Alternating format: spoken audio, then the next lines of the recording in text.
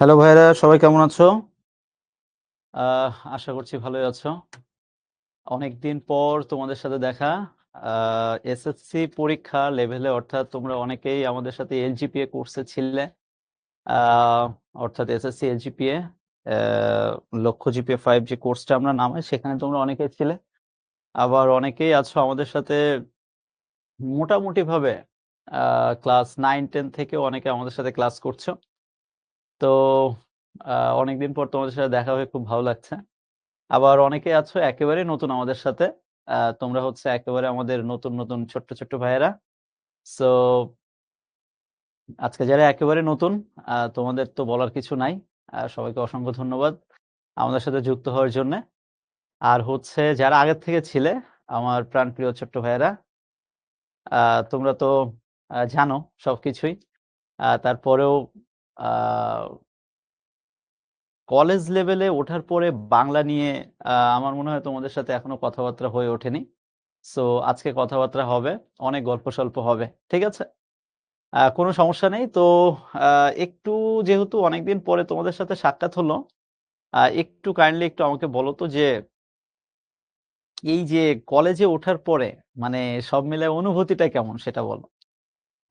এই যে এসএসসি পরীক্ষার রেজাল্ট পেলে, রেজাল্ট পাওয়ার পরে এটা সেটা, তারপরে কলেজে ভর্তি হওয়া, এবং একটা জিনিস খেয়াল করে দেখো কলেজে ভর্তি হয়ে কিন্তু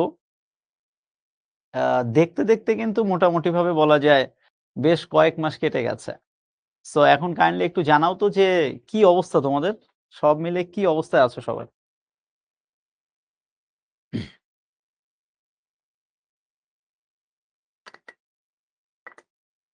একটু কমেন্ট বক্সে কমেন্ট করে জানাও যে ভাইয়া এই হচ্ছে অবস্থা, এই হচ্ছে ব্যবস্থা।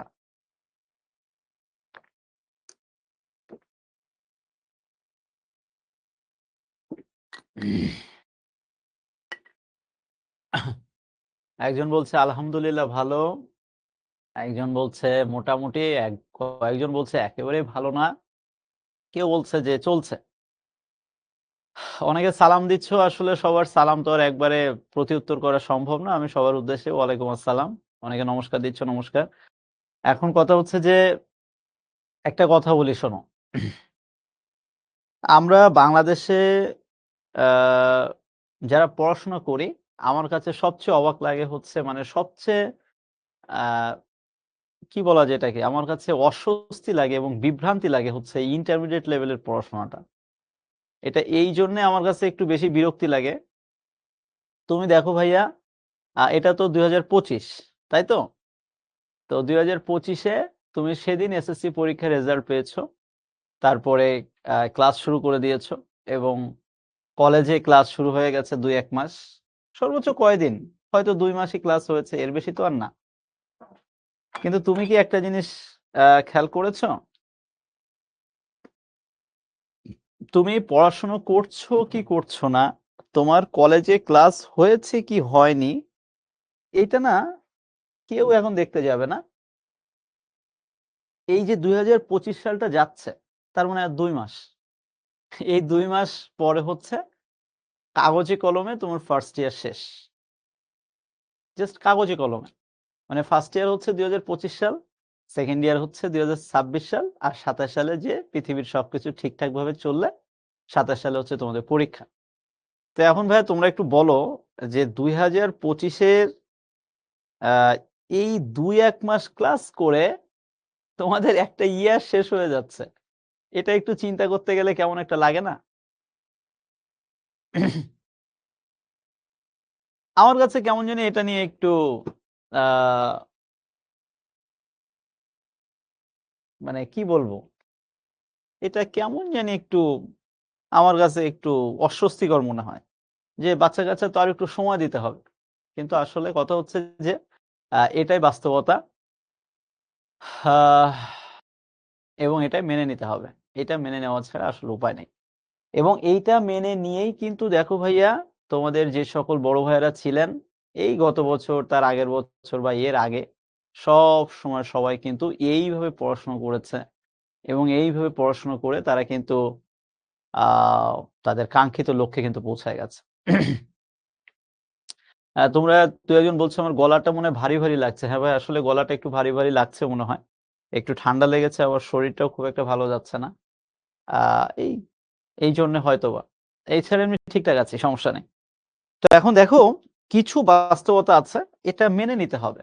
এটা মেনে নেওয়া ছাড়া উপায় নেই। এখন তুমি যদি এটা মনে করো যে, "ভাইয়া, আমি ২ মাস মাত্র কলেজে ক্লাস করলাম, অথচ দেখতে, দেখতে ভাই আমার ফার্স্ট ইয়ার শেষ। এটা কেমন হয়ে গেল আমার সাথে?" তো আসলে এটাই বাস্তবতা, এবং আ যত তাড়াতাড়ি তুমি এই বাস্তবতার সাথে অ্যাডজাস্ট করতে পারবা, যত তাড়াতাড়ি তুমি বাস্তবতা মেনে নিতে পারবা, ঠিক তত তাড়াতাড়ি তোমার ভালো হবে। আচ্ছা, আরেকটা কথা একটু বলি, সেটা হচ্ছে যে দেখো, আ এটা তোমরা শুনেছ, তারপরেও একটু আমি আমার মতো করে বলি। সেটা হচ্ছে যে বাংলাটা নিয়ে তোমাদের টেনশন করার কিছু নাই। একেবারে ফ্রাঙ্কলি বলতে গেলে, তোমরা যারা লক্ষ্য জিপিএ 5 এ আমাদের ক্লাস করেছ, তারপরে ক্লাস 9-10 এ যারা আমাদের কোয়ার্টারে ছিলে, তোমরা জানো যে আমি কিভাবে বাংলাটা পড়াই, আমি ব্যাকরণটা কিভাবে পড়াই, আব্দুল্লাহ আল মেহেদী বাংলা প্রথম পত্রটা যেভাবে পড়ায়, আমার কাছে মনে হয় যে এরপরে আর আসলে বাংলা কিছু পড়া লাগে না। এটা একান্ত আমার ব্যক্তিগত মতামত। এখন আমি পড়াই বা আমরা পড়াই বলেই যে এটা বলছি তা না। সাধারণত আমার মনে হয় এর বেশি আর লাগে না। কিন্তু তোমাদেরকে জাস্ট আমি একটা কথা বলব, সেটা হচ্ছে যে তোমরা হচ্ছে অন্যান্য সাবজেক্ট গুলো নিয়ে একটু চিন্তাভাবনা কিন্তু তোমাদের করতে হবে। ঠিক আছে? বিশেষ করে আ ইন্টারমিডিয়েট লেভেলের যে সায়েন্সের সাবজেক্ট গুলো, আমি জানি যে তোমরা মোটামুটিভাবে এই মুহূর্তে যারা ক্লাস করছো, বড় একটা অংশ হচ্ছে সায়েন্স ব্যাকগ্রাউন্ড স্টুডেন্ট।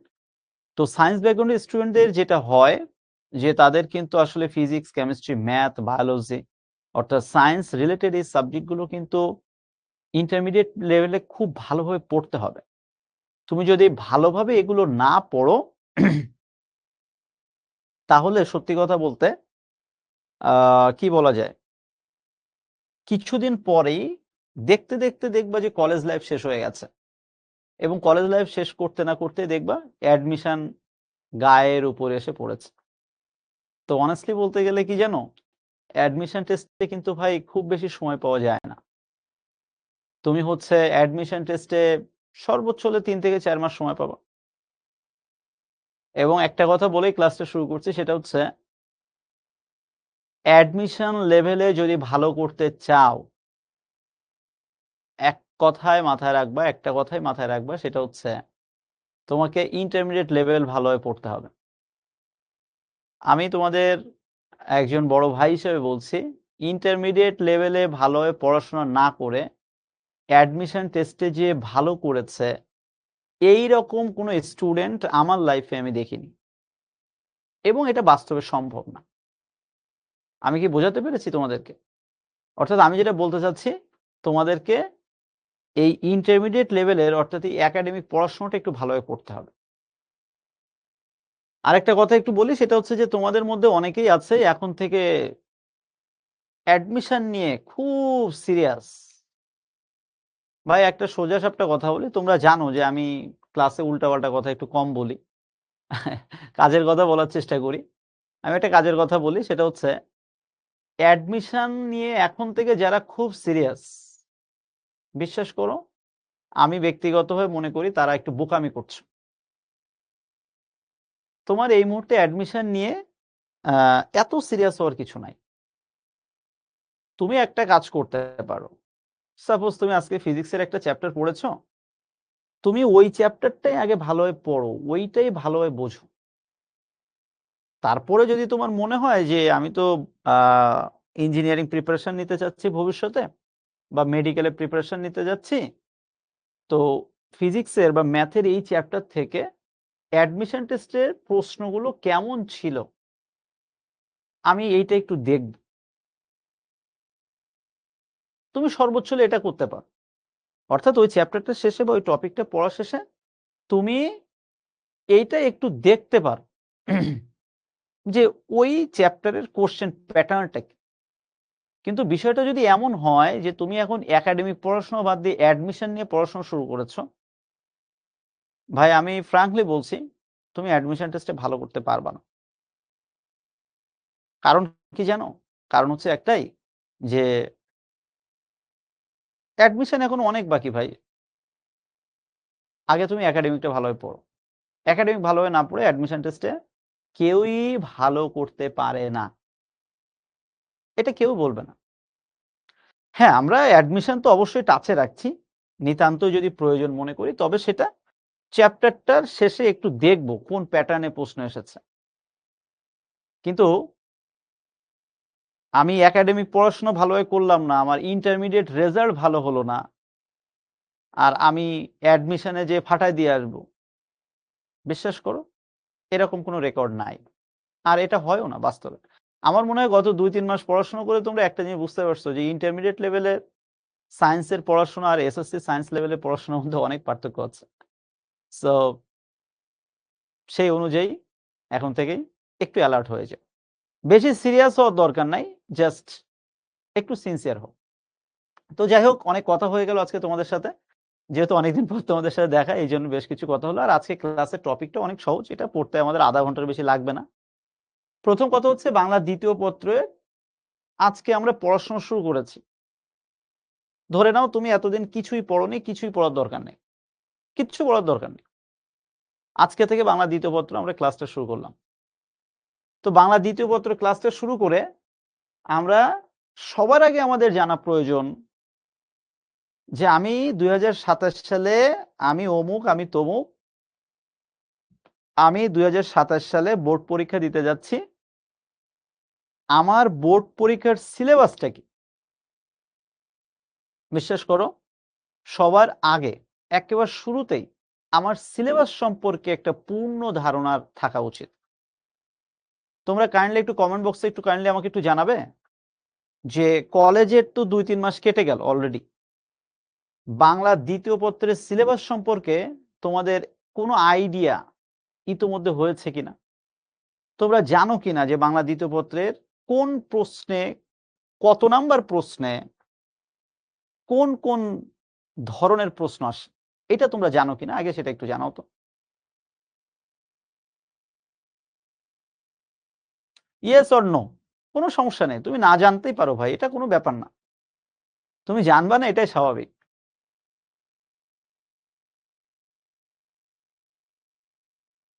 এই যে দেখছো? দেখো, এই হচ্ছে সবচেয়ে বড় একটা স্ট্র্যাটেজিক গ্যাপ। সবচেয়ে বড়।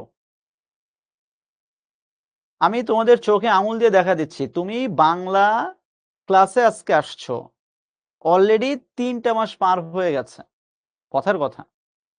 অথচ তুমি জানোই না এইচএসসি বোর্ড পরীক্ষার সিলেবাসটা কি বাংলায়। এখন ধরে নিচ্ছি বাংলা পড়তে ভালো লাগে না, বাংলা পড়তে বিরক্তি লাগে, সেটা আলাদা বিষয়। কিন্তু এই বিষয়টা যদি হয় ফিজিক্স, কেমিস্ট্রি, ম্যাথ বা সায়েন্সের কোনো সাবজেক্টের ক্ষেত্রে, তাহলে কিন্তু ভাই বিশ্বাস করো, এটা কোনোভাবেই মেনে নেওয়া যাবে না। অর্থাৎ আমি যেটা বলতে চাচ্ছি ভাইয়ারা, আমি এখন যে সাবজেক্টটা পড়বো, যেটা পড়বো, আমার টার্গেট থাকবে বোর্ড পরীক্ষা। বোর্ড পরীক্ষার সিলেবাসটা কি শুরুতেই আমি সেটা জানার চেষ্টা করব। এবং সেই অনুযায়ী আমি আস্তে আস্তে কাজ শুরু করব। এই যেমন আজকে আমরা উচ্চারণ নিয়ে কাজ করব। এটা উচ্চারণ নিয়ে কেন কাজ করব? আগে আমাকে তো এটা জানতে হবে। যে আপনি ভাই আজকে ১ম ক্লাস শুরু করলেন, আপনি আজকে একেবারে ১ম এ উচ্চারণ নিয়ে কাজ শুরু করেছেন। এটা কেন? কারণটা কি? এটা তো আগে জানতে হবে। তা না হলে তোমার তো এই টপিক পড়তেই ভালো লাগবে না। চলো এইজন্যে একেবারে ক্লাসের শুরুতেই আমি একটা ছোট কাজ তোমাদের সাথে একটু করি। সেটা হচ্ছে এইচএসসি বোর্ড পরীক্ষার কেমন ধাঁচের প্রশ্ন আসছে, ব্যাকরণের সিলেবাসটা অন্তত একটু আমি তোমাদেরকে একটু দেখাইনি আগে। তারপরে আস্তে আস্তে মূল ক্লাসে প্রবেশ করছি। আজকের ক্লাস ভাই আধা ঘন্টার বেশি লাগবে না। বুঝতে পেরেছো? তোমরা একটু রিল্যাক্সে থাকো, কুল থাকো। অনেকদিন পর তোমাদের সাথে সাক্ষাৎ, গল্প স্বল্প করি, বাস্তবতাটা একটু বুঝাই। গল্প স্বল্পের কিছু নাই আসলে। বাংলা দ্বিতীয় পত্রের ব্যাকরণের সিলেবাসটা আগে একটু দেখাচ্ছি তোমাদের। ১ নাম্বার প্রশ্নে ব্যাকরণে প্রশ্ন থাকবে হচ্ছে উচ্চারণ থেকে। উচ্চারণ থেকে কেমন প্রশ্ন থাকবে সেটা আমি একটু পরে দেখাচ্ছি। ১ নাম্বার প্রশ্ন আসবে উচ্চারণ থেকে। 2 নাম্বার প্রশ্ন আসবে বানান থেকে। 3 নাম্বার প্রশ্ন আসবে হচ্ছে শব্দ শ্রেণী থেকে। শব্দ শ্রেণী আর লিখলাম না, জাস্ট লিখলাম শব্দ। 4 নাম্বার টপিক থেকে পরীক্ষায় প্রশ্ন আসবে, যেটা নাম শুনলে সবাই ভয় করে, সমাস।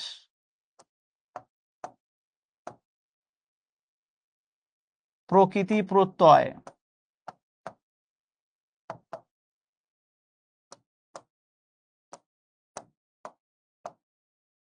উপসর্গ।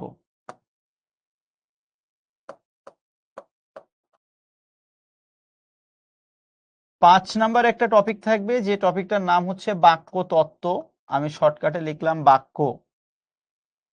6 নাম্বার একটা টপিক থাকবে, যে টপিকটার নাম হচ্ছে প্রয়োগ অপপ্রয়োগ। আমি পরবর্তী দিন ক্লাসে এটাকে আরো সুন্দর করে তোমাদের দেখাবো, রিটেন পার্টটা সহ। আজকে আর দেখাচ্ছি না। সুমাইয়া প্রশ্ন করেছো, তাহিদ অনেকবার প্রশ্ন করেছো যে ভাইয়া কোন বইটা কিনবো। ভাইয়া ডোন্ট ওয়ারি, আমি এটা বুঝাই দেবো, আপাতত রিল্যাক্সে থাকো। আমি জানি এই প্রশ্নটা তোমাদের অনেকের আছে।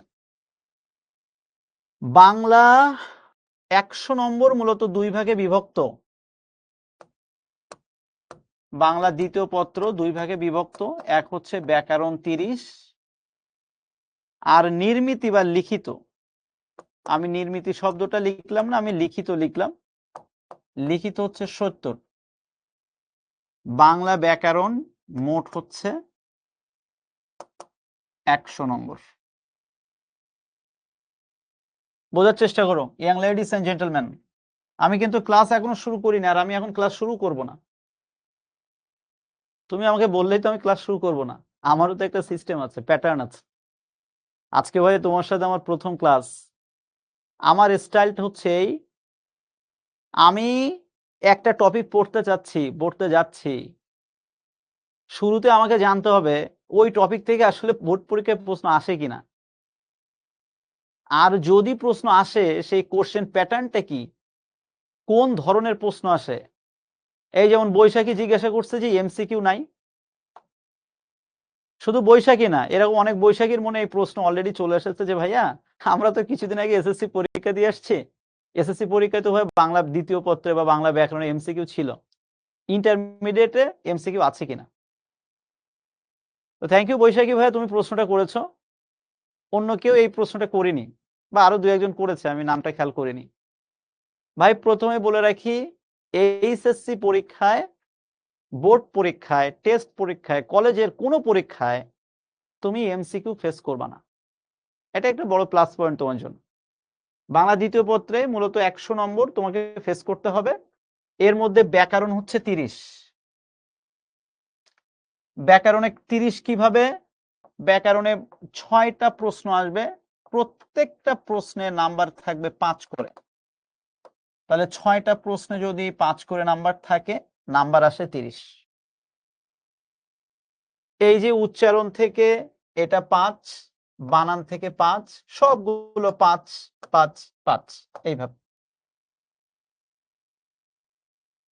তাহলে দেখো ভাই, ব্যাকরণের হচ্ছে 30 নম্বরের প্রশ্ন আসবে, এবং আমার ব্যক্তিগত টার্গেট, তোমরা যদি শেষ পর্যন্ত আমার সাথে একটু তাল মিলায় চলতে পারো, আমি কথা দিচ্ছি আজকে ফার্স্ট ক্লাস, আমি তোমাদেরকে 30-এ 30 এনশিওর করাবো।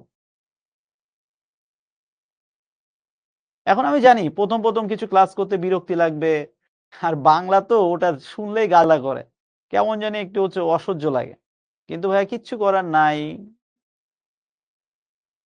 ইয়াং লেডিস এন্ড জেন্টলম্যান, এখন আপনি আকাশে উড়ে বেড়াচ্ছেন। আপনি কি জানেন এই বছর এইচএসসি রেজাল্ট স্মরণকালের ইতিহাসে সবচেয়ে খারাপ হয়েছে? আপনি জানেন কিনা? আমার মনে হয় আপনার একটু জানার কথা, কেননা মাত্র কলেজে উঠেছেন, কলেজে রেজাল্ট হয়েছে, রেজাল্টটা হচ্ছে অলরেডি শুনেছেন এটা ভালো হয়নি সেটা হয়নি, এবং আপনি শুনে অবাক হবেন এবার এইচএসসি পরীক্ষায় সবচেয়ে রেজাল্ট খারাপ করেছে ২-৩টা সাবজেক্টে ছেলেমেয়েরা, তার মধ্যে বাংলা একটা। ওই যে বাংলায় কেন খারাপ করেছে? ওই সারা বছর সে মনে করে যে বাংলা কোনো সাবজেক্ট নাকি? ও পরীক্ষার আগের দিন কোনোমতে চোখ বুলায় গেলে ১০০ পাবো। না বাবা, এটা সম্ভব না। ইংরেজিতে খারাপ করেছে, আইসিটিতে খারাপ করেছে সবচেয়ে বেশি। পাশাপাশি বাংলাতেও কিন্তু অনেক স্টুডেন্ট খারাপ করেছে। এইজন্য খারাপ করেছে যে তাদের বাংলার কারণে এ প্লাস মিস হয়েছে। তো বাংলা, ইংলিশ এবং আইসিটি এই ৩টা সাবজেক্টে আপনি যদি গুরুত্ব না দেন, বিশ্বাস করেন শেষ পর্যন্ত আপনি সাফার করতেও পারেন। আমাদের দেশের ছেলেমেয়েদের সবচেয়ে বাজে একটা অভ্যাস, তারা মনে করে যে ফিজিক্স, কেমিস্ট্রি, ম্যাথ এগুলো যে সাবজেক্ট, এগুলো কোনো সাবজেক্ট না। পরীক্ষার একদিন আগে, পরীক্ষার আগের দিন রাত্রে পড়ে যেয়ে সেই এ প্লাস আশা করে। এত সহজ না বাবা। সাবজেক্টটা সহজ। কিন্তু তোমাকে তো এখানে সময় দিতে হবে। সময় না দিলে হবে না। তো যাই হোক, আমরা মূল ক্লাসে প্রবেশ করব। তার আগে আমি আরেকবারের মতো আমি ব্যাকরণে যে ৩০ নম্বর আসে, সেই ৩০ নম্বর কোথা থেকে আসে আপনারা যদি এখনো পর্যন্ত জেনে না থাকেন, আপনারা কাইন্ডলি প্রয়োজনে এটা একটা স্ক্রিনশট দিয়েও রাখতে পারেন। এবং পরবর্তী দিন ক্লাসে আমি এটা আরেকবার দেখাবো অন্যভাবে। একটা স্লাইডে সুন্দর করে লিখে নিয়ে আসবো, আমি তখন দেখাবো। আজকে নেই, এইজন্য আমি হাতে লিখে দেখায় দিলাম। তো ১ থেকে ৬ পর্যন্ত ৫ টা প্রশ্ন থাকবে এবং প্রত্যেকটা প্রশ্নের অল্টারনেটিভ থাকবে। প্রত্যেকটা প্রশ্ন মনে করেন উচ্চারণ থেকে পরীক্ষায় প্রশ্ন আসবে ১ নাম্বার প্রশ্ন, ক নাম্বার প্রশ্ন থাকবে, খ থাকবে। এই ২ টার থেকে আপনি উত্তর করবেন। বানান, ক নাম্বারে একটা প্রশ্ন থাকবে, খ নাম্বার অপশনও থাকবে। এই ২ টার থেকে আপনাকে একটা উত্তর করতে হবে। এটাও একটা বড় সুবিধা। যে ২ টা অপশন আছে, আমার ২ টা থেকে একটা উত্তর করতে হবে। এটাও একটা গ্রেট অপরচুনিটি। ২-১ জন জিজ্ঞাসা করছেন যে রিটেন এ কি আসে? ভাই আমি এই মুহূর্তে রিটেন নিয়ে যাচ্ছি না। পরবর্তী দিন ভাই আমি রিটেনটাও দেখায় দিব। কেননা আমার বুঝতেই পারছো ক্লাসটায় তো ঢুকতে হবে। তো এইজন্য আমি লিখিত সত্তর নিয়ে আর আজকে তোমাদের দেখাচ্ছি না। ব্যাকরণে যে ৩০ নম্বর রয়েছে, ব্যাকরণে ৩০ টা দেখায় দিলাম এবং যে কথাটা আমি ফ্র্যাঙ্কলি বললাম, আগামী দিনগুলোতে তোমাদের সাথে আমার যে ক্লাসগুলো আছে, আমরা প্রত্যেকটা টপিককে আমরা ২-৩ টা ভাগ করে ক্লাসটা নিব। উচ্চারণের ২-৩ টা ক্লাস হবে, বানানের ২-৩ টা হবে, শব্দের ৩ টা ৪ টা হবে, সমাস, প্রকৃতি, প্রত্যয়ের এগুলো ৫ টা ৬ টা ক্লাস হবে।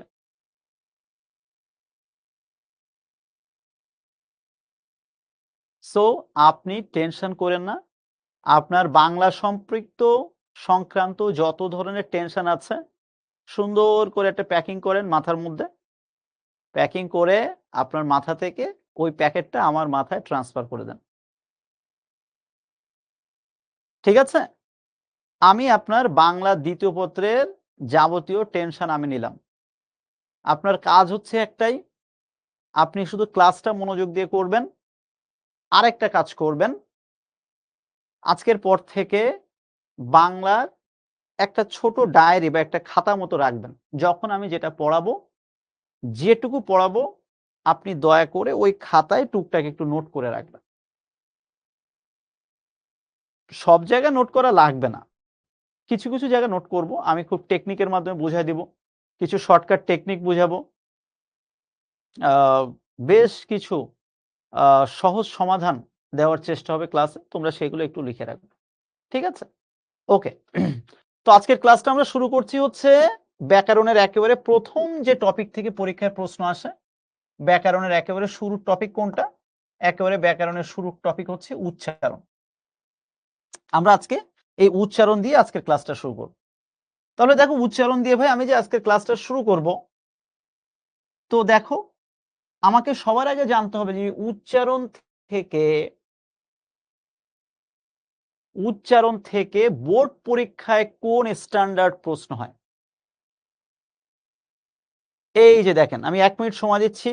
মনোযোগ দিয়ে দেখেন যে উচ্চারণ থেকে বোর্ড পরীক্ষায় আসা প্রশ্নের নমুনা কেমন। আমি জাস্ট একটা বোর্ড দিয়েছি, চট্টগ্রাম বোর্ড ২০২৪ সালে একটা প্রশ্ন। এটা আমি জাস্ট এটা বোর্ড থেকে তুলে দিয়েছি। আপনি এটা বাদ দেন। এটা মনে করেন যেকোনো একটা বোর্ডের প্রশ্ন উচ্চারণ থেকে এসেছে।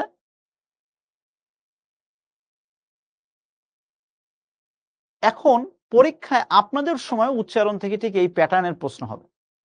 আমি আপনাকে 1 মিনিট সময় দিচ্ছি। কাইন্ডলি একটু আমাকে কমেন্ট বক্সে জানাবেন যে মনে করেন আপনার এইচএসসি বোর্ড পরীক্ষায় 2027 সালে ঠিক এইরকম প্যাটার্নের একটা প্রশ্ন আসছে। এখন একটু আমাকে জানান তো, আপনি এই 1 নাম্বার প্রশ্ন উত্তর করতে যেয়ে ক নাম্বার এবং খ নাম্বার এই ২ টা অপশন থেকে আপনি কোন প্রশ্নটার উত্তর করবেন? আমি ২ মিনিট সময় দিচ্ছি, আপনি জেনে শুনে বুঝে শুনে আমাকে কমেন্ট বক্সে জানাবেন। ক এবং খ এই ২ টা থেকে আপনাকে একটা প্রশ্ন উত্তর করতে হবে। আপনি কোনটার উত্তর করবেন?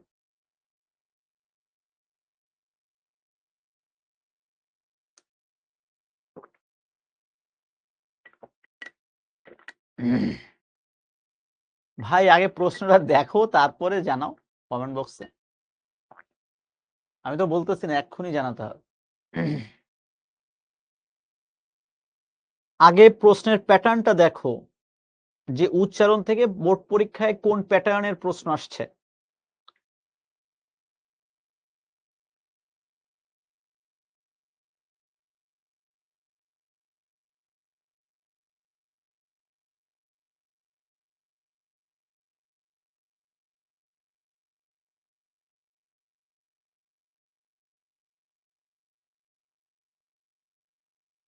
Thank you. আমি দেখতে পেয়েছি আপনারা কি বলতে চাচ্ছেন। আমি আপনাদের সবার কমেন্ট দেখতে পাচ্ছি। কিন্তু আসলে সবার কমেন্টটা হয়েছে কি, আমি নাম ধরে, ধরে রিপ্লাই করতে পারছি না। কেননা বুঝতে পারছো ভাইয়া আমাদের ক্লাসের একটা টাইম লিমিটেশনস আছে। আমি এখন তোমাদের সবার কমেন্টটা যদি নাম ধরে, ধরে কিছু বলতে যাই, তাহলে আজকের ক্লাসটা শেষ হবে না। তো একটা জিনিস দেখো ভাই, আমি বোর্ড প্রশ্নের নমুনাটা ১ম এ কেন দেখালাম? এতক্ষণ বুঝতে পারছো? আমি যে একটু আগে তোমাদেরকে ছোট্ট করে একটু বকা দিছিলাম যে আপনারা ২-৩ মাস কলেজ শেষ অথচ জানেন না আপনার ব্যাকরণের কোথা থেকে কোন প্যাটার্নের প্রশ্ন আসে। আজকের পর থেকে আমার ক্লাসের পরে যেন এই ভুলটা না হয়। এটা যে ভাইয়া শুধু বাংলার ক্ষেত্রে প্রযোজ্য এই কথাটা তা না। প্রত্যেকটা সাবজেক্টের ক্ষেত্রে। আপনি একটা চ্যাপ্টার পড়ছেন, একটা সাবজেক্ট পড়ছেন, ওইখান থেকে বোর্ড পরীক্ষার কোন ধাঁচের প্রশ্ন আসতে পারে, এইটা আগে আপনি জানবেন। তারপরে আস্তে, আস্তে পড়া শুরু করবেন। দেখবেন আপনার পড়া অর্ধেক ইজি হয়ে গেছে। ক্লিয়ার? Thank you.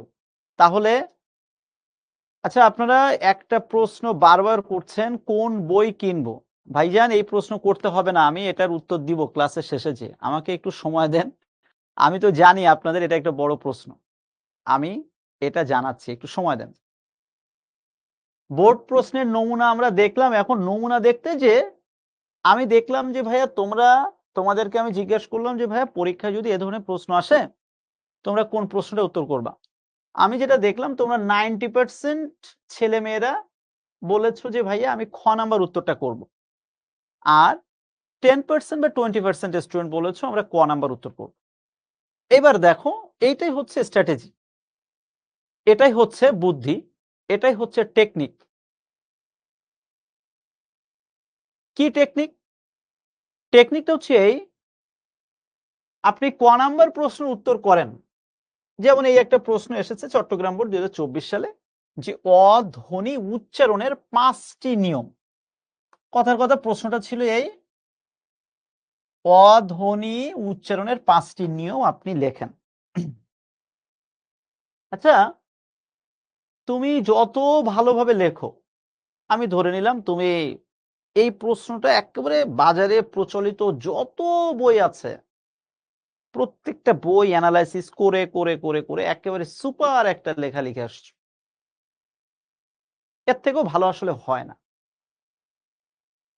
এখন তুমি একটু আমাকে বলো তো ভাইয়া, এই যে তুমি সবচেয়ে সুপার ডুপার লিখে আসলে, তুমি যে ৫ এ ৫ পাবা, এইটার কি কোনো গ্যারান্টি আছে? এটার কি কোনো ওয়ারেন্টি আছে? আমার কাছে মনে হয় না। কেননা কিছু প্রশ্ন আছে, অর্থাৎ এই নিয়ম সম্পর্কিত প্রশ্নগুলো তুমি যত ভালোভাবেই লেখো না কেন, দেখা গেল যে টিচার অর্থাৎ সম্মানিত শিক্ষক যিনি তোমার খাতাটা পড়বেন, তিনি মনে করলেন যে না এটা খুব একটা ভালো হয়নি। থাক, ছেলেটা বা মেয়েটা কষ্ট করে লিখছে, ওকে আমি সর্বোচ্চ 4.5 দিলাম, এর বেশি আমার পক্ষে দেওয়া সম্ভব। তিনি সেটা করতেই পারেন, কেননা ওইতে ভালোর শেষ নাই তো। তুমি হয়তোবা ভাবছো তোমার লেখাটা বেস্ট হয়েছে তোমার কাছে, বাট এমনও তো হতে পারে টিচার মনে করলেন যে না, এর থেকেও বেস্ট আছে। বোঝার চেষ্টা করো, বুঝে শুনে। অনেকে আমার নাম শুনছেন, আরে নাম শুনে কি হবে, আগে কাম শেষ করে নি, তারপরে নাম টাম শোনা যাবে। আমি কি বোঝাতে পারছি? সো 5-এর মধ্যে তিনি যদি তোমাকে 4 বা 4.5 দেন, এক্ষেত্রে ভাই তোমার কিচ্ছু বলার থাকবে না। কিন্তু তুমি একটা জিনিস খেয়াল করে দেখো ভাই, এই যে খ নাম্বার যে প্রশ্নটা, উচ্চারণ থেকে যে অল্টারনেটিভ যে প্রশ্নটা আসছে, প্রশ্নটা কি বলতে চাচ্ছে? যে কোনো 5টি শব্দের উচ্চারণ লেখো।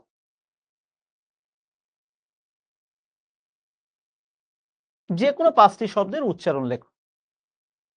8টা শব্দ থাকবে প্রত্যেকটা প্রশ্নে, 8টা থেকে 5টা শব্দের সঠিক উচ্চারণ বা সঠিক লিখতে বলা হবে। এখন তুমি একটু চিন্তা করে দেখো তো, এই যে বিবাহ শব্দের যে শব্দটা শুনলে আমাদের মধ্যে কেমন জানি একটা, কি বলা যায়, বাঙালির মধ্যে বেশ কিছু ব্যাপার-স্যাপার আছে। তার মধ্যে এই বিবাহ শব্দটা শুনলে কেমন জানি সে একটু লাজুক হয়ে যায়। যাই হোক, তুমি লাজুক হও, সমস্যা নাই। সো এই বিবাহ শব্দ, জ্ঞাতি শব্দ, অসীম শব্দ, পথবাসী, ব্যাকরণ, এই শব্দগুলোর উচ্চারণ যদি তুমি একটু ভালোভাবে লিখে আসতে পারো, ভালোভাবে মানে কি একেবারে অ্যাপ্রোপ্রিয়েট, একেবারে কোনো টিচারের পৃথিবীতে ক্ষমতা নাই তোমার 0.1% মার্কস কেটে নেওয়ার। অর্থাৎ তুমি 5 পাওয়ার যোগ্য, তোমাকে 5ই দেওয়া হবে। 0.5 তো দূরের কথা, 0.0001 ও কেটে নিবে না। একেবারে 100 5-এ 5 পেয়ে যাবা। এবং আমার কাছে মনে হয় এটা অনেকটা ম্যাথের মতো। তুমি চাইলেই এখানে 5-এ 5 পেতে পারো। সো আমি কি বুঝাতে পেরেছি? সহজ কথা ভাই, আমি তোমার উপরেই ছেড়ে দিলাম। তুমি চাইলে ক নাম্বার থেকে উত্তর করতে পারো, খ নাম্বার উত্তর করতে পারো। তবে একান্ত আমার ব্যক্তিগত পরামর্শ, এটা টোটালি আমার পার্সোনাল সাজেশন। তুমি আমার সাজেশন মানতেও পারো, নাও মানতে পারো, তাহাতে আমার কিছুই যায় আসে না। এটা একান্ত আমার পরামর্শ যে বাপজান, আম্মাজান, আপনারা দয়া করে খ নাম্বার প্রশ্নটা উত্তর করার চেষ্টা করবেন। তাহলে আপনি পরীক্ষায় একেবারেই কনফার্ম থাকেন 5-এ 5 পাবেন। আর আপনি কিভাবে 5-এ 5 পাবেন সেটার দায়িত্ব আমার। আপনি ১ম দিন ক্লাস করছেন, ১ম ১টা ২টা ক্লাস আপনার বিরক্তি লাগবে, এটাও আমি বলে দিলাম। কিন্তু এখান থেকে ২-১ মাস পরে আপনি দেখবেন বাংলায় আপনি ক্লাসের বা কলেজের অন্য অনেকের থেকে অনেক গুণ আগায় আছেন। ঠিক আছে? Thank you. তো আমরা ক নাম্বার, খ নাম্বার দুটোর থেকে পরীক্ষায় যেকোনো একটা উত্তর করি, সমস্যা নেই। তবে আমরা টার্গেট করছি খটায় উত্তর করব। তবে হ্যাঁ, আমরা উচ্চারণের আগামীতে ২-৩ টা ক্লাস নিচ্ছি। এই ২-৩ টা ক্লাসে যেহেতু আমরা সবেমাত্র শিখর মাধ্যমে বাংলা ইন্টারমিডিয়েট লেভেলে পড়াশোনা শুরু করেছি, আমাদের টার্গেট হবে ভাইয়া আমরা ক এবং খ আপাতত আমরা দুটোই পড়ব। দুটোই। আমি কটাও পড়াবো, খটাও পড়াবো। পরে আমি তোমাদের উপর ছেড়ে দিব যে বাবা তোমার কোনটা ভালো, তুমি সেটাই উত্তর করো। কেননা আমি এটা বলতে পারি না যে ভাইয়া তুমি এটাই করো। কেননা একেকজনের কাছে একেকটা কমফোর্টেবল। বুঝতে পেরেছো? আমি যেমন আমার পরামর্শ দিতে পারি যে ভাইয়া তুমি খ নাম্বারটা তোমার জন্য বেস্ট। কিন্তু একজন স্টুডেন্ট মনে করলো যে না, পরীক্ষার হলে আমার খ নাম্বার থেকে সবগুলো কমন আমি পাইনি। তখন অবশ্যই তাকে ক নাম্বার থেকে উত্তর করতে হবে। সো ফ্যাক্ট ইজ দ্যাট আমরা ক নাম্বারও পড়বো, খ নাম্বারও পড়বো এবং চলো পড়া শুরু করি। আচ্ছা, অনেকে আমার পরিচয় জানতে চাচ্ছিলে। আমার ভাই পরিচয়টায় তেমন কিছু নাই। আমি ছোট মানুষ, গরিব মানুষ। আহ পরিচয় দেওয়ার মতো কিছু নাই। এই তোমাদেরকে বাংলা পড়াই, আর পড়াচ্ছি দীর্ঘদিন হয়ে গেল। ঢাকা বিশ্ববিদ্যালয় থেকে অনার্স মাস্টার্স করেছি, এমফিল করেছি। এখন পড়ানোর মধ্যেই আছি দীর্ঘদিন। বাকি জীবনটাও মনে হয় পড়াতেই এইভাবে চলে যাবে যেটা মনে হচ্ছে। আর আমার পরিচয় দেওয়ার মতো আসলে মেনশনেবল কিছু নাই। আর আমি ব্যক্তিগতভাবে পরিচয়টা দেওয়া এটা খুব একটা পছন্দ করি না। আমার পরিচয় হচ্ছে তোমরা। এই যে এসএসসি পরীক্ষা দিয়ে উঠলে, বাংলাদেশের বিভিন্ন জেলায় গেলাম। বিভিন্ন জেলায় যেয়ে দেখলাম লক্ষ্য জিপিএ 5 এ প্রোগ্রামে অনেক স্টুডেন্টস দৌড়ায় এসে বলছে যে, "ভাইয়া আপনার ৪টা-৫টা ক্লাস করে যেভাবে হোক বাংলা A+ হয়ে গেছে।" তো এটাই আমার কাছে মনে হয় আমার প্রাপ্তি। এর বেশি কিছু প্রয়োজন নেই। বুঝতে পেরেছো? আর একজন শিক্ষকের সবচেয়ে বড় প্রাপ্তি হচ্ছে আ তার শিক্ষার্থীরা যখন ভালো কিছু করে এবং সেটা যখন সে জানতে পারে। এটা তুমি বুঝতে পারবা না। এটা তার মধ্যে অর্থাৎ সেই টিচারের মধ্যে কি ভালো লাগা কাজ করে। ঠিক আছে? তো দিন শেষে আমি চাই তোমাদের জন্য কিছু করতে। আর আমার খুব ভালো লাগবে যদি তোমরা আমার বা আমাদের ক্লাস থেকে কিছু নিয়ে শেষ পর্যন্ত তোমার একাডেমিক পড়াশোনা করে তুমি রেজাল্টও ভালো করতে পারো, অ্যাডমিশনও ভালো করতে পারো এবং দিন শেষে তুমি একজন সুস্থ স্বাভাবিক একজন মনুষ্যত্ব সম্পন্ন মানুষ হিসেবে সামনের দিনে এগিয়ে যেতে পারো। ঠিক আছে? Thank you. সো আজকের ক্লাসে আমরা মূলত এই জিনিসগুলো একটু দেখব। আজকের ক্লাসে আমরা দেখব যে উচ্চারণ রীতি বলতে কি বোঝায়? শুদ্ধ উচ্চারণের প্রয়োজনীয়তা কি আছে? এবং ওই যে নিয়ম, যে অ-ধ্বনির নিয়ম কি ছিল, অ-ধ্বনি বা মধ্য অ-ধ্বনির নিয়ম কি ছিল, আমরা এগুলো আজকে শিখব, জানব।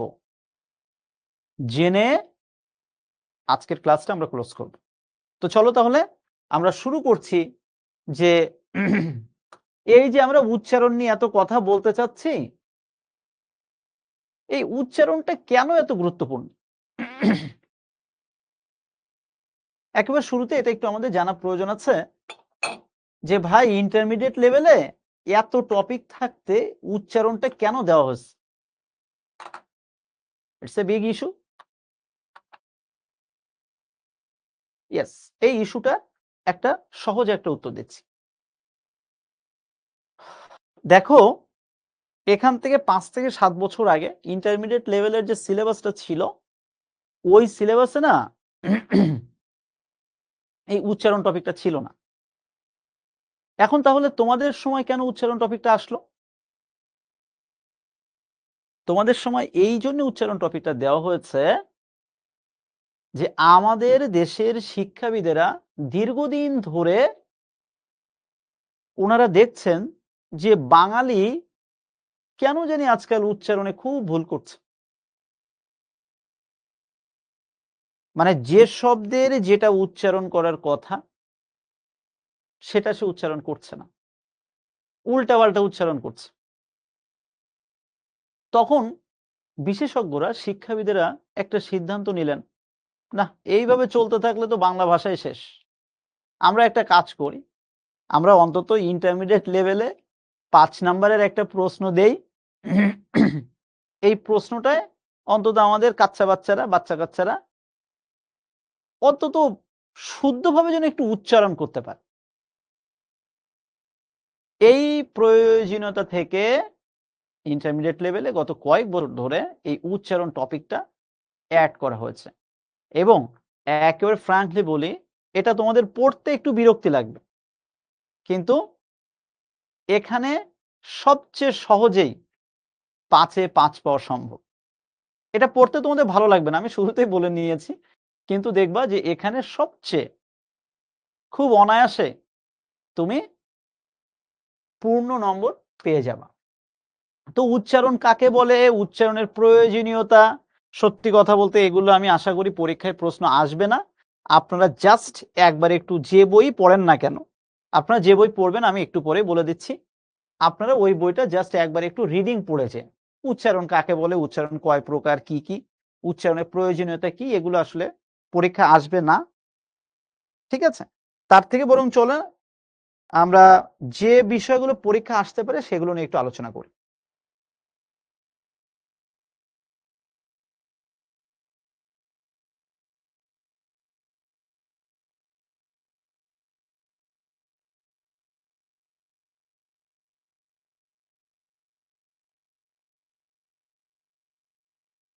দেখেন, বাংলা ভাষায় আমরা যে অটা উচ্চারণ করি, এই অটা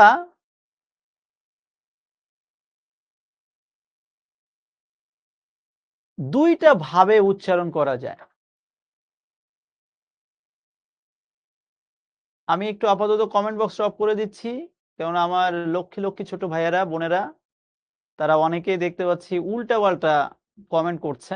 আপাতত আমি কমেন্ট বক্সটা অফ করে রাখলাম। আমি ক্লাসের শেষে যে অন্তত 5 মিনিট সময় রাখবো আপনাদের কথা বলার জন্য। এখন অন্তত আধা ঘন্টা আপনারা শুধু আমার কথা শোনান। জাস্ট আধা ঘন্টা কথা শোনেন, এই টপিক অর্ধেক শেষ হয়ে যাবে। ঠিক আছে? আপনার যত ধরনের কনফিউশন আছে আমি ক্লাসের শেষে আবার 5 মিনিট সময় রাখবো। Don't worry. সো বাংলা ভাষায় আমরা যে উচ্চারণ করি, এই দুই ভাবে উচ্চারণ করা যায়।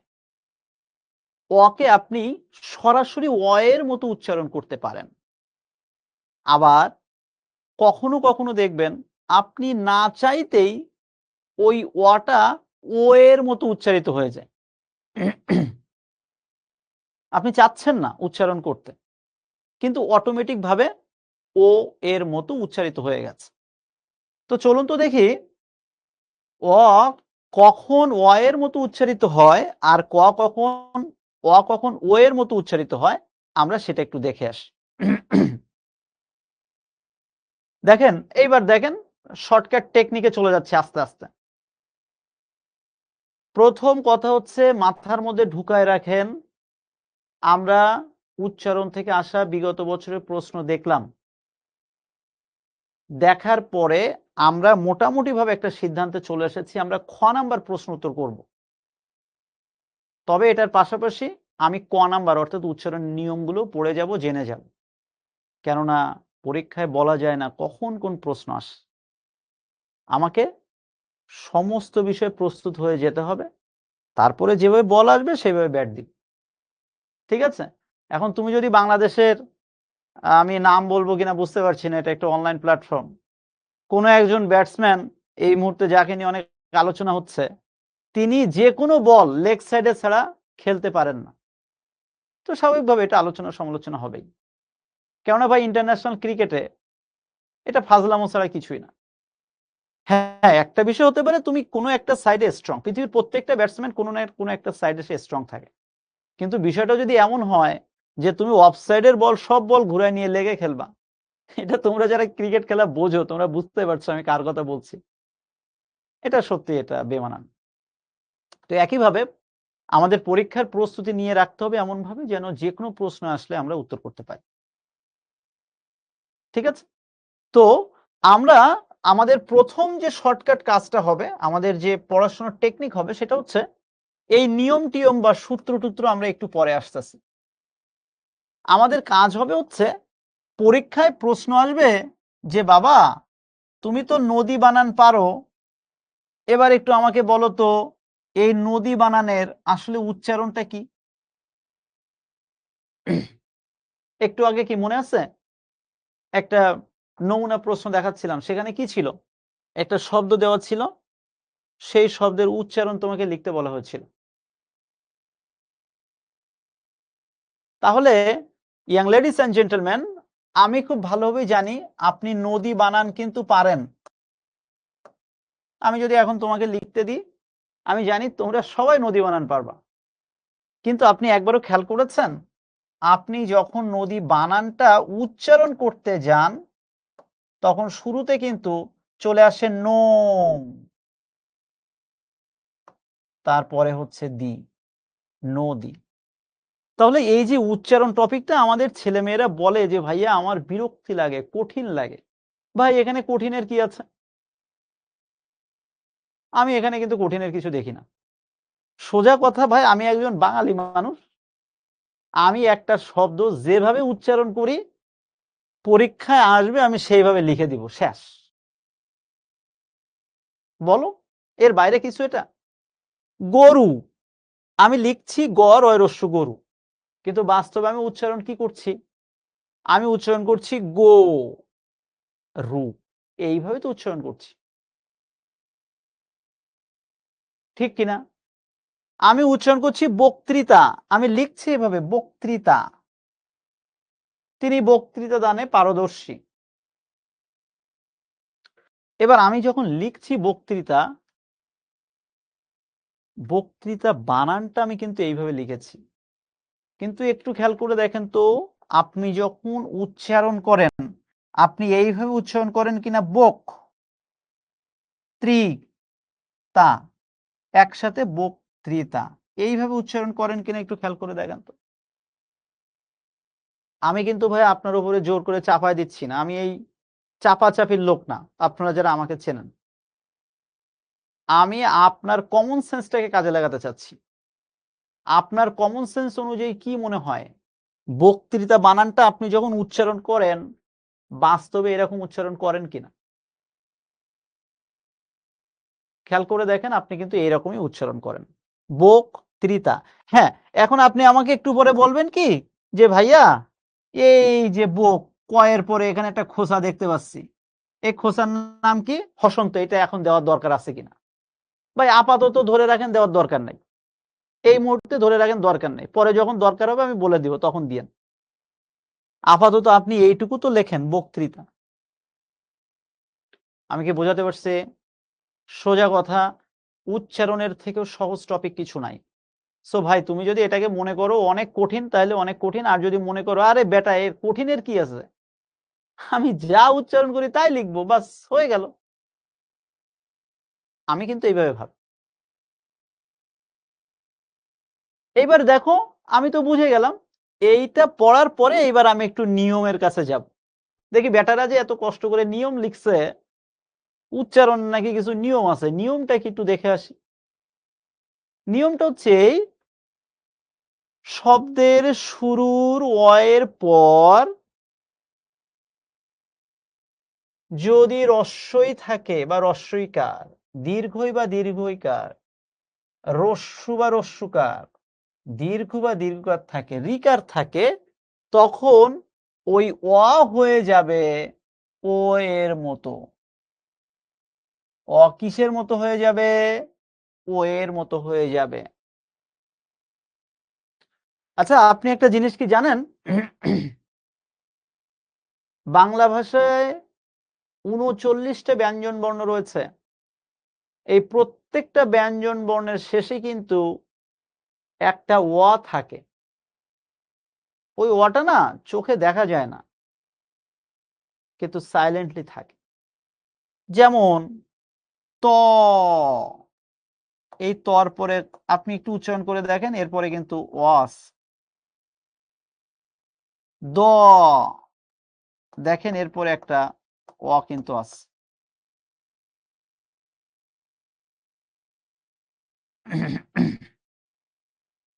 ক, ক এর পরে কিন্তু একটা অ আছে।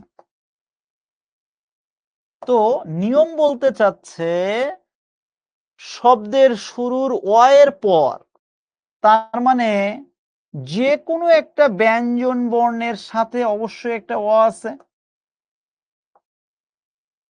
এই অ এর পর যদি রস্বইকার থাকে, অ এর পর যদি দীর্ঘইকার থাকে, অ এর পর যদি রস্বউকার দীর্ঘকার থাকে, তখন সেই অ রূপান্তরিত হয়ে যাবে ও।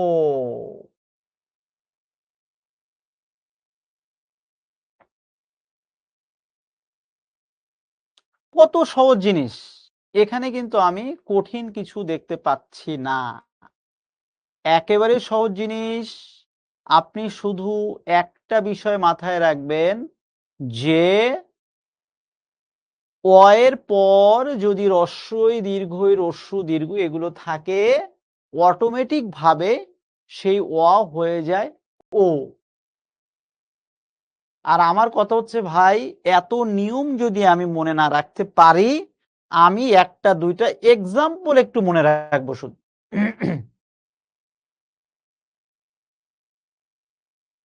গরু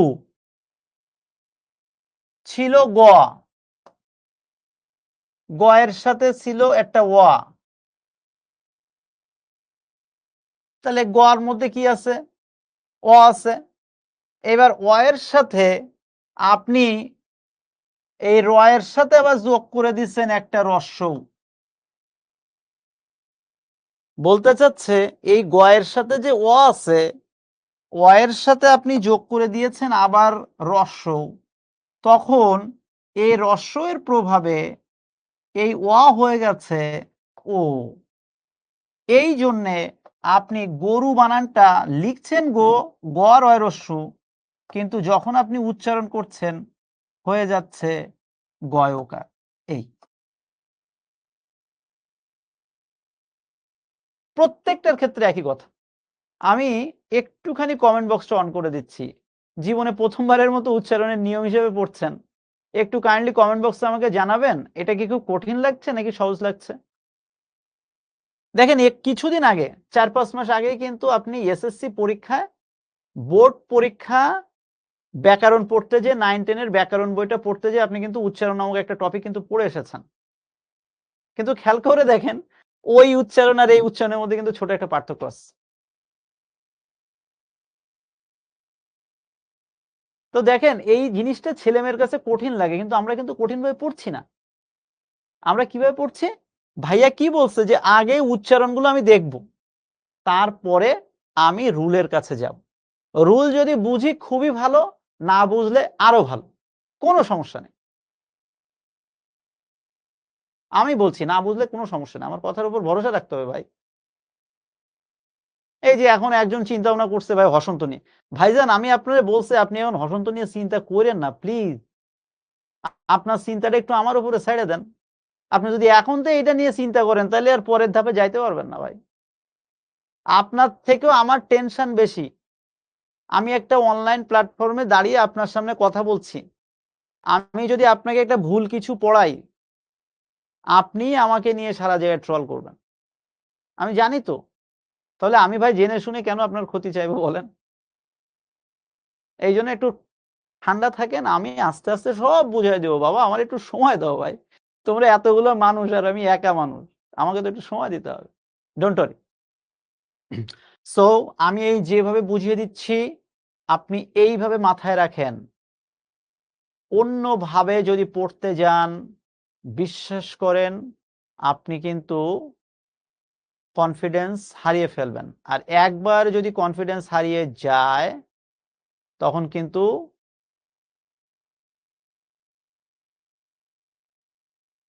কনফিডেন্স ফিরায় আনতে অনেক কষ্ট হয়ে যাবে। তো আমি কমেন্ট বক্সটা আবার একটুখানি অফ করে দিলাম।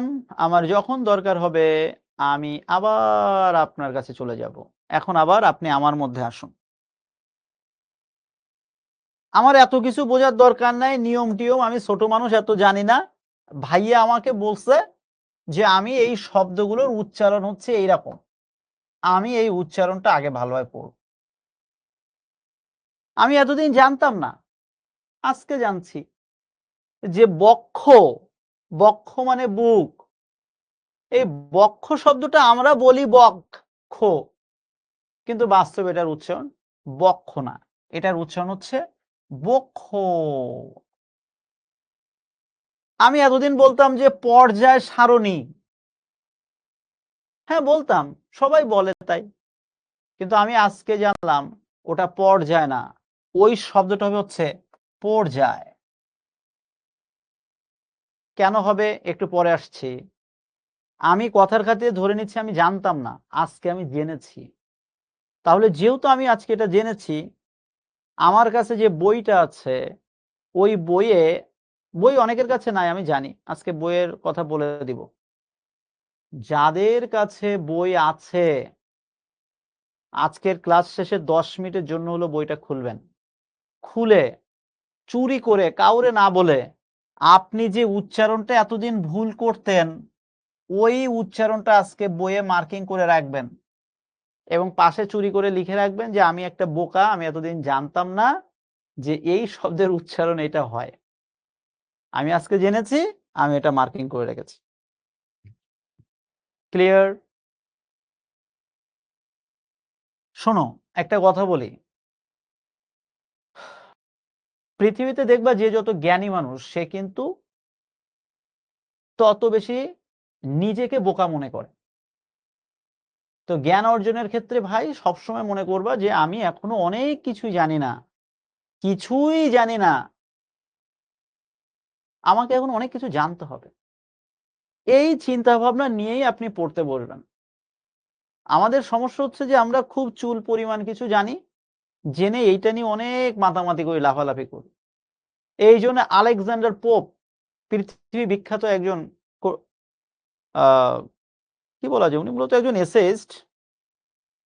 তো আমরা তাকে একজন ইংরেজি বড় সাহিত্যিক বলতে পারি। আলেকজান্ডার পোপের পৃথিবী বিখ্যাত একটা কোটেশন আছে, a little learning is a dangerous thing. Bangla এটা আমরা কি করেছি যে অল্প বিদ্যা ভয়ঙ্কর। খেয়াল করে দেখবা যাদের বিদ্যা বুদ্ধি আছে তারা কিন্তু ঠান্ডা থাকে। আইনস্টাইনের মতো লোক বলছে জীবনের শেষ পর্যায়ে যে জ্ঞান সমুদ্রের এই মহাসাগরে আমি সর্বোচ্চ হলে হয়তো একটা বালিকণা কুড়িয়েছি। তো ওনার মতো লোক যদি সারা জীবন শেষে এই বলে যে বালিকণা কুড়াইছি, তাহলে তুমি আমি ওই বালিকণারে কয়েক লক্ষ ভাগে ভাগ করো, করে যদি এক কোণা কোনো মতে পাওয়া যায়।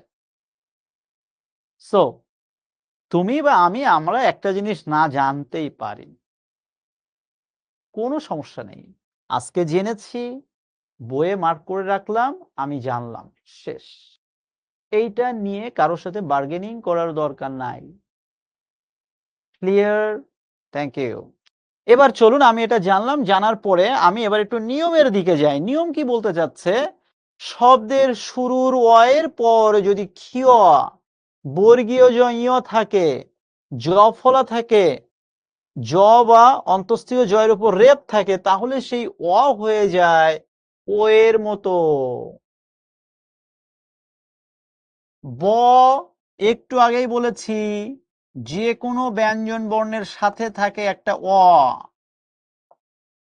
বক্ষ বানান কেন বক্ষ হয়ে গেছে লক্ষ্য করুন, বয়ের পরে একটা অ আছে সাইলেন্ট, আমি এটা ফার্স্ট ব্র্যাকেটে ক্লোজ করে রাখলাম, কেননা ওটা চোখে দেখা যায় না তাই। তাহলে বয়ের পরে রয়েছে অ, এরপরে আবার একটা রয়েছে সুন্দর করে ক্ষিয়। তাহলে নিয়ম বলতে চাচ্ছে যে বাবা, ওয়ের পর যদি ক্ষিয় থাকে তখন ওই বয়ের সাথে যে ওটা ছিল সেই ওটা তখন হয়ে যায় হচ্ছে ও। তো এখানে কঠিন কি আছে? আর যখন ওই ওটা ও হয়ে যাচ্ছে তখন ওই বক্ষ বানানটা হয়ে যাচ্ছে, এই বক্ষ থেকে তখন উচ্চারণটা হয়ে যাচ্ছে বক্ষ, অর্থাৎ ওই ব তখন হয়ে গেছে ব। শেষ। সোজা জিনিস ভাই, এত প্যাচ লাগানোর কিছু নাই।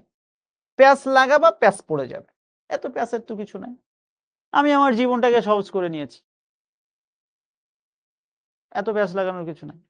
আমি জীবনে কত বিসিএস পরীক্ষা দিলাম, এত সরকারি চাকরি বাকরি পরীক্ষা দিলাম, দেশের বাইরে যাওয়ার চিন্তা ভাবনা করলাম, কত কিছু কত পরিকল্পনা করছি, এখন পর্যন্ত এসে দেখি যে কিছুই হলো না। তো কি হয়েছে? জীবন বেঁধে থাকে না, একভাবে না একভাবে জীবন চলে যায়। তোমাদেরও জীবনে একভাবে না একভাবে চলে যাবে।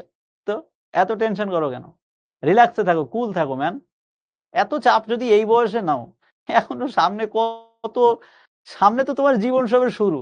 মাত্র এসএসসি পরীক্ষায় পাশ করছো, অ্যাডমিশন টেস্টের সময় তো হার্ট অ্যাটাক করবা তাহলে। এত চাপ নিও না, রিল্যাক্সে থাকো, কুল কুল ম্যান প্লিজ। এত চাপ নিবা না, তোমার কাজ হচ্ছে রেগুলার 2-1 ঘন্টা একটু পড়ে যাও, এর বেশি কিছু লাগবে না। সো যেটা বলছিলাম, সহজ কথা, অ এর পরে যদি ক্ষিয়, জ ফলা, জয়রেপ থাকে জাস্ট সেটা হয়ে যাবে অ থেকে সেটা ও হয়ে যাবে। ঠিক আছে? আমি এতদিন জানতাম না যে গ্রহ উচ্চারণটা এরকম হয়। ব্রত উচ্চারণটা এমন হয়। প্রভাত। এটা না জানার কি আছে রে ভাই? আমি প্রভাত লিখি হচ্ছে এরকম। কিন্তু উচ্চারণ করার সময় আমি উচ্চারণ করি ভাত। এখানে কঠিন কি আছে? এবার নিয়ম বলতে চাচ্ছে শব্দের শুরুর অ এর সাথে র ফলা যুক্ত হলে গ, গ এর সাথে একটা অ আছে তার সাথে আমি একটা র ফলা লাগা দিলাম। প, প এর সাথে একটা অ আছে তার সাথে আমি একটা র ফলা লাগা দিলাম। ওই দুটো জিনিস একসাথে হয়ে গেছে ওকার। এই যে এখানে একটা ভুল হয়েছে কিন্তু। এই যে গ্রো, তুমি বলনি কেন? এই যে গ্রো হবে এখানে ওকার হবে।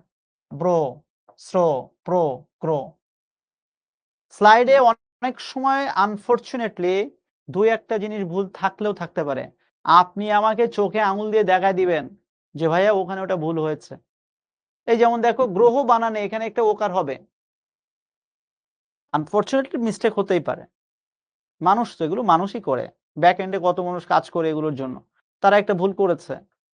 এটা নিয়ে সমালোচনা করার কিছু নাই। বরং আপনি এটা শুধরায় দিবেন। এটা আপনার একটা মহত্বের পরিচয় দিলেন। অপরের ভুল খোঁজার মধ্যে কোনো মহত্বের কিছু নাই। বরং আপনি যদি তাকে ধরায় দেন যে বাবা বা ভাই তোমার এটা ভুল হচ্ছে। এটাই আপনার achievement. Okay? Thank you. So সহজ কথা স শব্দের শুরু অ এর সাথে যখন আপনি একটা র ফলা যোগ করে দিচ্ছেন, ২ টা মিলে হয়ে যাচ্ছে ওকার। আশা করছি আপনি বুঝতে পেরেছেন। একাক্ষর বিশিষ্ট শব্দের শুরুতে অ এবং শেষে দন্তন্য থাকলে ওই ও এর মতো হয়ে যায়। আমাকে শুরুতেই জানতে হবে একাক্ষর বিশিষ্ট শব্দ বলতে কি বুঝায়?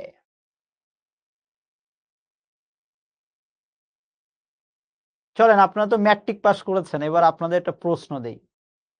দেখি কে পারেন। না পারলে কোনো সমস্যা নেই। সবাই সোজায় বসো। একটা প্রশ্ন দিব। সোজায় বসো, মনোযোগ দিয়ে কথা শোনো। ম্যাট্রিক পাস করা কিন্তু মানুষ তোমরা। সুতরাং এখন কিন্তু নিজের এত ছোট মনে করার কিছু নাই। তুমি কি জানো? এখান থেকে বেশি দিন না ৫০ বছর আগেও বাংলাদেশে যে সকল মানুষ ম্যাট্রিক পাস করত, মানুষ তাদেরকে দেখতে যেত। দাদা, দাদি, নানা, নানির কাছে শুনে দেখবা। এত সহজ ছিল না তখন ম্যাট্রিক পাস করা। তো ম্যাট্রিক পাস করা শিক্ষার্থীরা আমি আপনাদেরকে পার্সোনালি অনেক সম্মান করি। এবং সত্যি কথা বলতে তোমরা সম্মান পাওয়ার মতোই কাজ করেছো। So salute again. এবার চলো একটা প্রশ্ন দিচ্ছি এটা উত্তর করবা। আমাদের প্রাণপ্রিয় দেশ বাংলাদেশ। প্রশ্ন হচ্ছে কারো কাছে শুনবা না কিন্তু কোনো কিছু সহায়তা নিবা না। আমাকে এখন তোমরা বলো তো বাংলাদেশ শব্দে কয়টি অক্ষর রয়েছে?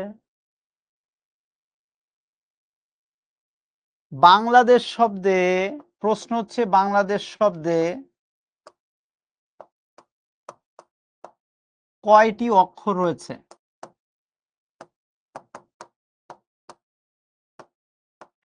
যেটুকু পারো সেটাই উত্তর করবা। আর একজনের কাছ থেকে উত্তর করার দরকার নাই। কেননা আপনাকে পারতেই হবে এমন কোনো কথা কেউই বলেনি। আপনি আমার সামনে যত ভুল করবেন মনে রাখবেন আপনার জন্য সেটা তত বড় আশীর্বাদ। ঠিক আছে?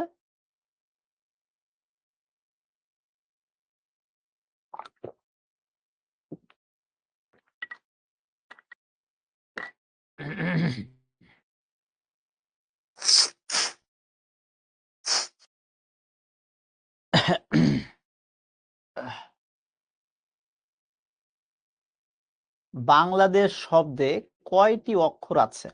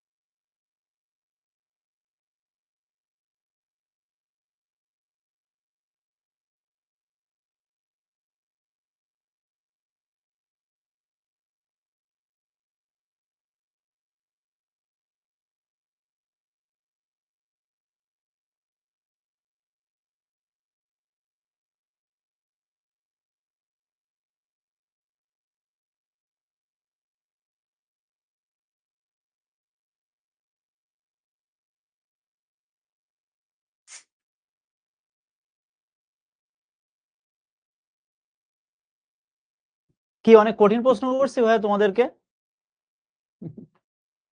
এই যে বাংলাদেশ নিয়ে এত কথা, কত কিছু। আমি কিন্তু একটা ছোট্ট প্রশ্ন করছি যে ভাই ম্যাট্রিক তো পাস করেই বসলে। এখন বলো বাংলাদেশ শব্দে কয়টা অক্ষর আছে? যাই হোক থ্যাংক ইউ ভাইয়া। তোমরা সবাই উত্তর করেছো এজন্য ধন্যবাদ। উত্তর হয়েছে কি হয়নি ভাই আমি বারবার তোমাদের বলছি। তোমাদের একটা বড় সমস্যা হচ্ছে তোমরা জীবনে সবসময় পারফেক্ট হতে চাও, কারেক্ট হতে চাও ভাই। লাইফে সবসময় পারফেক্ট হওয়ার চিন্তা থেকে বেরোয় আসো রে ভাই। তোমাকে কারেক্ট কেন হতে হবে সবকিছুতেই? তুমি ভুল করবা, ভুল থেকে তো শিক্ষা নিবা। মানে আমাদের একটা বড় সমস্যা হচ্ছে যে আমরা জীবনে কখনোই ভুল করতে চাই না। What is this? ভাই ভুল না করলে আমি শিখবো কি করে রে ভাই? সো ভুল যদি হয়ে থাকে কোনো কিছু নিজে সংশোধন করে নিজে ঠিক করে নাও। ঠিক আছে ভাই? এটা নিয়ে এত টেনশন করার কিছু নাই। আমি তোমাদের বয়সী ছেলেমেয়েদের এই জিনিসটা না আমার খুব খারাপ লাগে। আরে ভাই ভুল ত্রুটি তো মানুষ করে নাকি বনের বনু মানে মানে বন জঙ্গলের পশু প্রাণী এরাই করে। ভুল হয়েছে ঠিক হবে। নিজের উপর আস্থা রাখো, বিশ্বাস রাখো। ঠিক আছে? দেখো এখন আমি বুঝিয়ে দিচ্ছি খুব মনোযোগ দিয়ে বুঝবে। আমি কিন্তু একবার বলবো, বারবার বলবো না। এমনিতে ক্লাস শেষের দিকে চলে আসছে তোমরা দেখতে পাচ্ছ। খেয়াল করে দেখো। বাংলাদেশ শব্দে কয়টি অক্ষর রয়েছে? অক্ষরের ইংরেজি হচ্ছে, তোমরা যারা এসএসসি লেভেলে আমার ক্লাস করেছো তোমরা দেখেছো যে আমি বাংলা ব্যাকরণ অনেক কিছুই পড়াই ইংরেজির সহায়তা নিয়ে। ঠিক কিনা? ইংরেজি সহায়তা আজকে নেওয়ার টপিক এটা না। যখন দরকার হবে দেখবা পুরো ক্লাসটা ইংলিশ ক্লাস নিচ্ছি। ইংলিশ ক্লাস নিতে নিতেই বাংলা হয়ে যাবে দেখবা। ইংরেজিতে বলা হয় সিলেবল, বাংলায় এটাকে বলা হয় অক্ষর। একবার শুনবা মন দিয়ে, একবার সারা জীবন মনে থাকবে। একটা শব্দকে ভেঙে একবারে একবারে একবারে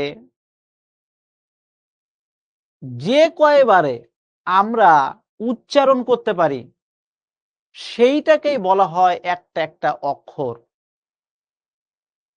আবার বলছি, একটা শব্দকে যে কয়টা বারে ভাঙা যায়, একটা শব্দকে যে কয়টা ভাগে একবারে একবারে ভাঙা যায় সেটাই হচ্ছে ওই শব্দের অক্ষর।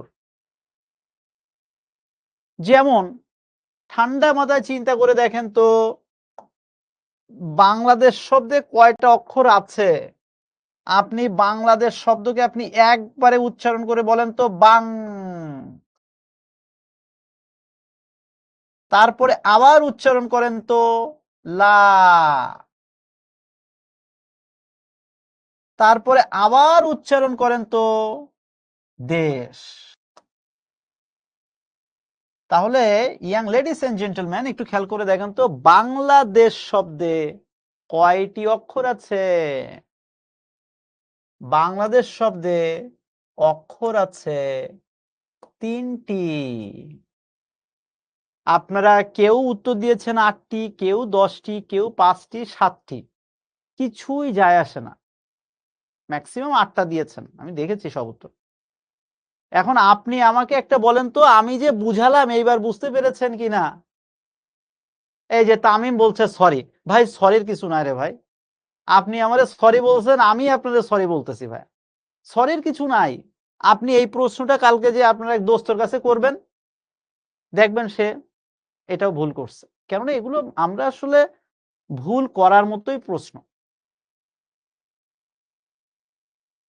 আর যাতে ভবিষ্যতে ভুল না হয় এইজন্য আমি এটা দেখায় দিচ্ছি। আর আমি ওই যে বারবার বলছি এখানে সরির কিছু নাই। মানুষ তো জন্মের থেকে সবকিছু শিখে আসে না। আর তুমি সবকিছু কেন কারেক্ট করতে চাও? তোমার আজকে এটা ভুল হয়েছে, ধরে নিচ্ছি। ভুলের পরে আমি যে এই দেখায় দিলাম, দেখবে এই জীবনে আর কোনোদিন ভুল হবে না। এই যে ক্লিয়ার? আমাকে গ্রুপে জানাবা, আমি এখন জানাচ্ছি না। তোমরা তো জানো, কি জানো তোমরা, আমাদের শিকড় তো গ্রুপের শেষ নাই। তোমরা অলরেডি একাডেমিক বিভিন্ন গ্রুপে ভর্তি হয়েছো। আর সবচেয়ে বড় গ্রুপ হচ্ছে শিকড় শিখবো জিতবো গ্রুপ। এটা হচ্ছে আমার পক্ষ থেকে তোমাদের হোমওয়ার্ক। হোমওয়ার্কটা হচ্ছে এই যে 2 দিন পরে বিশ্ববিদ্যালয়ে ভর্তি পরীক্ষা, এবং বিশ্ববিদ্যালয়ে ভর্তি পরীক্ষায় ভর্তি হওয়ার খুব ইচ্ছা। আমার প্রশ্ন হচ্ছে, এটা হোমওয়ার্ক লিখে রাখো, যে ভাইয়া হোমওয়ার্কটা দিছে, লিখে ছবি তুলে গ্রুপে আমাকে মেনশন করে পোস্ট করবা, যে ভাইয়া আপনি এই কাজটা দিয়েছিলেন, আমি কাজটা করছি। ঠিক আছে? প্রশ্ন হচ্ছে, বিশ্ববিদ্যালয় শব্দে কয়টি অক্ষর রয়েছে? তোমার যে খুব ইচ্ছা বিশ্ববিদ্যালয়ে চান্স পাওয়ার, প্রশ্ন হচ্ছে বিশ্ববিদ্যালয় শব্দে কয়টি অক্ষর রয়েছে? আরেকটা প্রশ্ন দিচ্ছি, এটা 36তম বিসিএস পরীক্ষায় প্রশ্নটা আসছে। ভবিষ্যতে বিসিএস পরীক্ষা দিতে হবে, এখন থেকে চলো এই জিনিসটা জেনে রাখি, ভবিষ্যতে বিসিএস পরীক্ষা আসলে আমরা যেন পারি। বন্ধন শব্দে কয়টি অক্ষর রয়েছে? এখন জানানোর দরকার নেই, এটা আগে নিজে অ্যানালাইসিস করবা, করে খাতায় লিখবা, লিখে আমাকে মেনশন করে গ্রুপে জানাই দিবা। এখন আর বলতে হবে না, এখন চলো আমরা সামনে আগাই, এখন আমাদের অনেক কাজ বাকি। সো দেখো এই কথাগুলো কোথা থেকে আসলো? কথাগুলো আসছে কিন্তু এক অক্ষর বিশিষ্ট শব্দের শুরুতে অ থাকলে পরে সেটা ও হয়ে যায়। মন, বোন, এই শব্দগুলো দেখেন তো এক অক্ষর বিশিষ্ট শব্দ কিনা, একটা অক্ষর আছে কিনা এর মধ্যে। মনরে আপনি ভেঙে দিতে পারবেন, বাংলাদেশের মতো কয়েকটা অক্ষরে ভাগ করতে পারবেন? পারবেন না। বোনরে আপনি এই অক্ষর বাংলাদেশের মতো 3-4টা ভাগে ভাগ করতে পারবেন? পারবেন না। এই জন্য বলছে যে এক অক্ষর বিশিষ্ট শব্দ, ইংরেজিতে এটাকে বলা হয় মনোসিলেবল। এখন তো ইংরেজি পড়াইলে আপনার মাথায় হ্যাং হয়ে যাবে না, সিলেবেল নিয়ে 1 ঘন্টা কথা বলতে পারি আমি, 1 ঘন্টা মিনিমাম। এখন কথা বললে আপনি বলবেন ভাই ছেড়ে দে মা, কান্দে বাসি। দরকার নেই, আপনি এখন ঠান্ডা মাথায় এটা বোঝেন যে ভাইয়া বলছে এক অক্ষর বিশিষ্ট শব্দ বলতে কি বোঝায়। একটা অক্ষর যে শব্দের মধ্যে রয়েছে, ওই শব্দ যখনই আপনি উচ্চারণ করবেন, ওই অ, ময়ের পরে একটা অ আছে, আপনাকে ক্লাসের শুরুতে বলছি ব্যঞ্জন বর্ণের শেষে একটা অ কি থাকে? অ থাকে। এই অ হয়ে যাবে ও। তাহলে মন থেকে হয়ে গেছে মন, বন থেকে হয়ে গেছে বন। এবার নিজে নিজে আরো 2-4টা চিন্তা করেন, হয়ে যাবে। রাকিবুল ভাই আমি কিন্তু আপনার কাছে এখন উত্তর চাইনি, আপনি কিন্তু এখন উত্তর করে ফেলছেন। দরকার নেই, কিন্তু দুঃখিত আপনার উত্তর একটা হয়েছে একটা হয়নি। এই জন্য বলছি এখন মাথা খাটানোর দরকার নাই। আপনি আমার ক্লাস শেষে এটা চিন্তা করেন যে ভাইয়া কাজটা দিছে, আমি কাজটা একটু করি।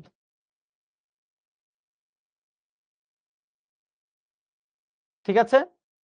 আপনার উল্টাপাল্টা কমেন্ট করা শুরু করছেন, আমি এখন কমেন্ট বক্সটা অফ করে দিচ্ছি।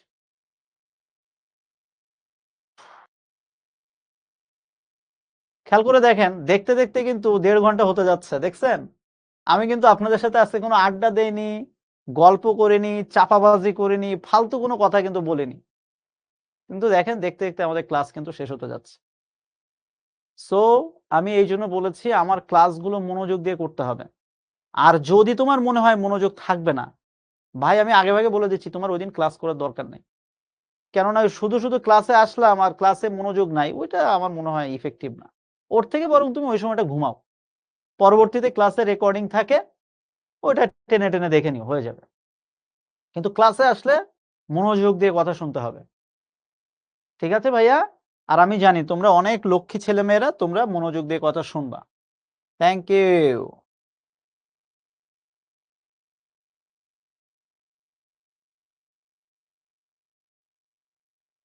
মধ্য অ এর উচ্চারণ, এটা কি আবার? অবগতি, জননী, ধরনী, বিরতি, উপকূল। এত নিয়ম কানুন তো আমার জানার দরকার নাই রে ভাই। আমি আমার মাকে পৃথিবীতে সবচেয়ে সবচেয়ে বেশি ভালোবাসি। আমার মা না, আমরা আমাদের মাকে সবচেয়ে বেশি ভালোবাসি। বাবা-মা কষ্ট পায় এমন কোনো কাজ কিন্তু করা যাবে না। একটা কথা মাথায় ঢুকায় রাখবা। উনারা কষ্ট পান, আঘাত পান এমন কোনো কিছু করা যাবে না। তাহলে কিন্তু ভাইয়া সেটার ফল কিন্তু খুব খারাপ হবে। ঠিক আছে? আরেকটা কথা মনে রাখতে হবে, সংস্কৃতে একটা কথা আছে, জননী জন্মভূমিশ্চ স্বর্গাদপি গরীয়সী। মানে হচ্ছে মা এবং মাতৃভূমি স্বর্গের থেকেও প্রিয়। সো আপনি আপনার মাকে যেমন ভালোবাসেন, নিজের দেশকে ততটাই ভালোবাসবেন। এই কথাটা যেন মাথায় থাকে। কারণ আরেকজন দেশকে ভালোবাসেন, আপনি তাকে কেন ফলো করেন? আপনি দেশকে ভালোবাসেন, দেশ আপনাকে রিটার্ন দিবে। আমাদের বড় সমস্যা হচ্ছে আমরা শুধু দেশ নিয়ে সমালোচনা করি, এ করি, তা করি। ভাই আমরা একবারও ভেবে দেখছি আমরা যে ৩ বেলা ভাত খেতে পারছি, এই ভাতটা আসছে কোথা থেকে? এই দেশই তো তোমাকে অন্ন যোগাচ্ছে। সো কৃতজ্ঞ চিত্তে সেটা স্বীকার করে নাও। সেটা তুমি কিছুটা হলেও রিটার্ন দাও। অকৃতজ্ঞ চিত্তে কোনো কিছু স্বীকার করতে হয় না। ঠিক আছে? যাই হোক, এসব দার্শনিক কথা বলার এখন সময় নাই। পরে কথা বলা যাবে।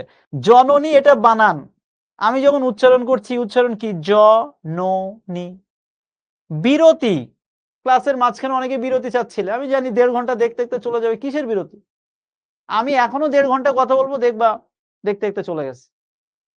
বিরতি, বি-রো-তি। তুমি আমাকে বলো তো ভাই, আমি ধরে নিচ্ছি তুমি আর কিছুই পারো না। এসব নিয়ম-টিয়ম নাটক সব বাদ, সব বাদ, ফেলে দাও। কালকে সকালে হাঁটতে বের হইছো, একজন দোস্ত তোমারে বলতেছে, "এই দোস্ত বলতো বিরতি বানান কি?" তুমি লিখলে বিরতি বানান এটা। এবার তোমার কাছে একজন শুনলো, "আচ্ছা তুই যে লিখছিস ভালো কথা, এবার এটা একটু আমাকে উচ্চারণ করে দে তো।"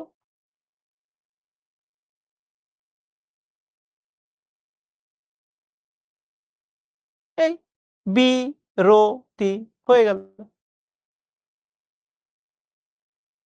তুমি আমাকে বলো যে ভাই এটা কঠিন কিছু কিনা। This is very simple. Please don't make it so complex. Take it smartly and take it very easily and lightly please. এবার তুমি এটা বুঝলে, এবার তুমি একটু নিয়মের কাছে যাও। ও বলতে চাচ্ছে যে শব্দের মাঝে অ এর পরে যদি রস্বই দীর্ঘই রস্যু দীর্ঘ রিকার থাকে এবং ক্ষীয় বর্গীয় জয় জফলা থাকে, তখন সেই অ এর উচ্চারণ হয়ে যায় ও এর মতো।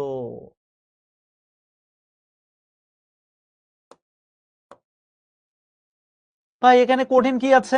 আমি একটু দেখি আমি বুঝি কিনা। শব্দের মাঝের অ, শব্দের মাঝের অ কোনটা? এই যে দন্তন্য, দন্তন্যের সাথে কি সব সময় বলেছি একটা ব্যঞ্জন বর্ণের সাথে থাকে একটা অ। তাহলে দন্তন্যর পরে একটা অ আছে, আর এই অ এর পরে একটা দীর্ঘইকার চলে আসছে, এই যে জননী দন্তন্য দীর্ঘিকার। তাহলে এই দীর্ঘইকার আসার কারণে এই অ হয়ে গেছে ওকার। এই যে অ হয়ে গেছে ওকার। কঠিন? এই জন্য আমি বলি শোনো, তোমাদের একটা শর্টকাট টেকনিক শিখাই দিই। রুল মুখস্থ না করে তুমি ওই রুলের একটা করে এক্সাম্পল ওই রুলের পাশে একটু চুরি করে লিখে রাখো। একটা টেকনিক শিখাই দিলাম। যে মনে করে এই সূত্র তোমার মুখস্থ থাকবে না, আমি জানি। ও আজ বাদে কাল কোনো সূত্রই মনে থাকে না। তুমি শুধু একটাই কাজ করবা। কি কাজ? এই রুলের পাশে মনে করো জননী শব্দটা, বিরতি শব্দটা, একটা শব্দ লিখে রাখো।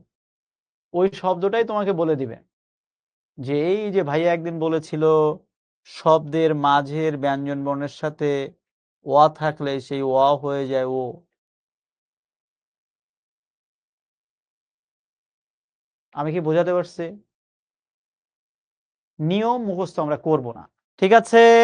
Thank you. একইভাবে এটাও তাই। ত, ত এর সাথে অ, অ এর পরে রয়েছে দন্তন্য, হয়ে গেছে ওকার। বর্গীয় জ, বর্গীয় জ এর সাথে আছে অ, এরপরে হয়েছে দন্তন্য, হয়ে গেছে ওকার। একই জিনিস কমল, ম এর সাথে আছে অ, শেষে হয়ে গেছে ওকার। কঠিনের কিছু নাই। একেবারে সহজ। Thank you. যদি আপনি বাস্তবে একটুখানি বুঝে থাকেন, আপনি ধরে নেন কিছুই বোঝেননি আজকে ক্লাসে। এবার আমি কয়েকটা এমসিকিউ টাইপের কোশ্চেন দিচ্ছি। আপনি এখন দয়া করে শুধু আমাকে একটু উত্তরটা করেন। কিচ্ছু বোঝার দরকার নেই। ঠিক আছে? দেখো কত সহজে পারা যায়। আমি কমেন্ট বক্সটা অন করে দিচ্ছি।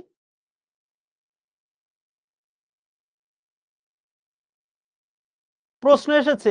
আমি আমি ক্লাসে যে প্রশ্নগুলো ভাইয়া তোমাদেরকে দিব, তুমি এটা কনফার্ম দেবো সব কিন্তু বোর্ডের প্রশ্ন।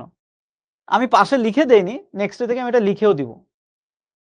বোর্ডের প্রশ্ন তুমি এখন সলভ করতেছো। অতীত শব্দের সঠিক উচ্চারণ কি? ভাইয়া সবাই একটু লিখি আমরা।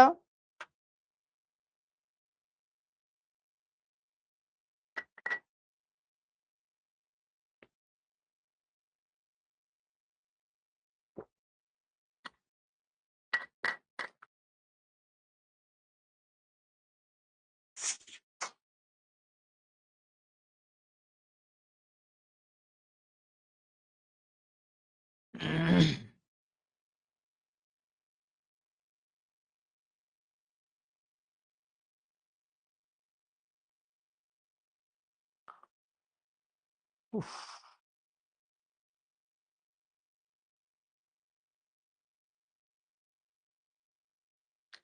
ভাইয়া ধরে নাও তুমি এই টপিকটা পড়োনি। তাও তুমি উত্তর করো, দেখবা হয়ে গেছে। অতীত শব্দের উচ্চারণ কি? অতীত আমরা এটা লিখছি, কিন্তু যখন আমি উচ্চারণ করি সবসময় উচ্চারণ করি ও এর মতো।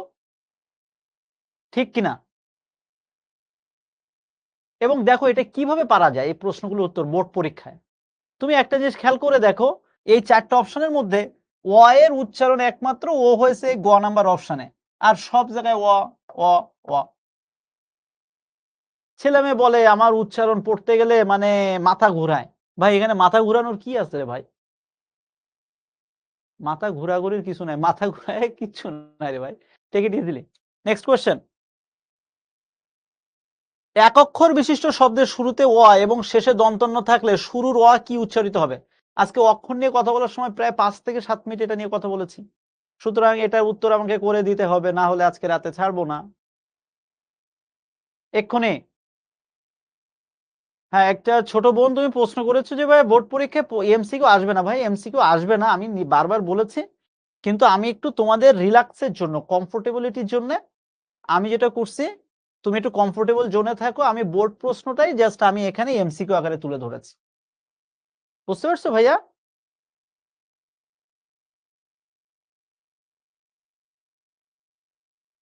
একজন বলছে পোল দেন। আরে বাবা, পোলের কি দরকার আছে রে ভাই? এইটা একটা পোল। পোলটা কেন দেই না আমি বলি। পোলটা দিলে তোমাদের উত্তর আসতে অনেক সময় লাগে। আবার আমার রিপ্লাই যেতেও সময় লাগবে। ২ থেকে ৩ মিনিট নষ্ট হবে একটা প্রশ্ন উত্তর করতে। আমার দরকার কি রে ভাই? এক অক্ষর বিশিষ্ট শব্দে আমি একটু আগে বলেছিলাম, মন হয়ে গেছে ময়কার মন, বন হয়ে গেছে বয় ওকার বন। তাহলে কি হয়েছে? ও এর মতো হয়ে গেছে। কালক্ষেপ আমরা বলি, এই শব্দের সঠিক উচ্চারণ জেনে রাখো, কালক্ষেপ। আমরা কিন্তু বলি কালক্ষেপ, নট কালক্ষেপ। উচ্চারণটা কালক্ষেপ। সামনের দিনে এরকম অনেক উচ্চারণ আমরা পড়বো, যেগুলো আমি এতদিন জানতাম একরকম, হয়ে গেছে আরেক রকম। ঠিক আছে? এবং যেগুলো এরকম আমরা এটা মাথায় রাখবো। এই শব্দটা, অধ্যাপক শব্দটা উচ্চারণ কি মনে হয় তোমার কাছে? গত ১০ বছরে বোর্ড পরীক্ষায় অধ্যাপক শব্দটা মিনিমাম ৫০ বার আসছে। রাকিবুল বলছে হসন্তর ব্যাপারটা বুঝালে না। বাবজান আমি বুঝাবো, আমার উপর ছেড়ে দেন, আমি মাপ চেয়ে নিচ্ছি। এখনো উচ্চারণের উপর ২ টা ক্লাস হবে। আমি বেঁচে থাকলে আপনার বুঝাই দিব, আপনি রিল্যাক্সে থাকেন। আজকে প্রথম ক্লাস, শুরুর দিকে অনেক কথা বলে ফেলেছি। এই জন্য আজকে আর যাচ্ছি না। আমি বুঝাই দেবো বাবা, আমি এটা বুঝাই দেবো, ডোন্ট ওয়ারি।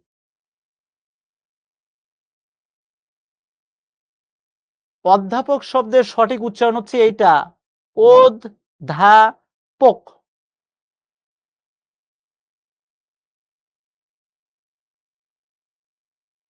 ভুল হয়েছে ২-১ জনের, হোক না, সমস্যা কি রে ভাই? এত কারেক্ট করে কোনো লাভ আছে? আজকে আমরা প্রথম শিখতেছি এগুলো। জানলাম, মাথায় রাখলাম, পরীক্ষা আসলে এপ্লাই করব, শেষ। অ এর মতো উচ্চারণ হবে কোনটি? অর্থাৎ এখানে কোন শব্দটা আছে যেটা সরাসরি অ এর মতো উচ্চারিত হবে? আর বাকিগুলো ও এর মতো উচ্চারিত হয়ে গেছে।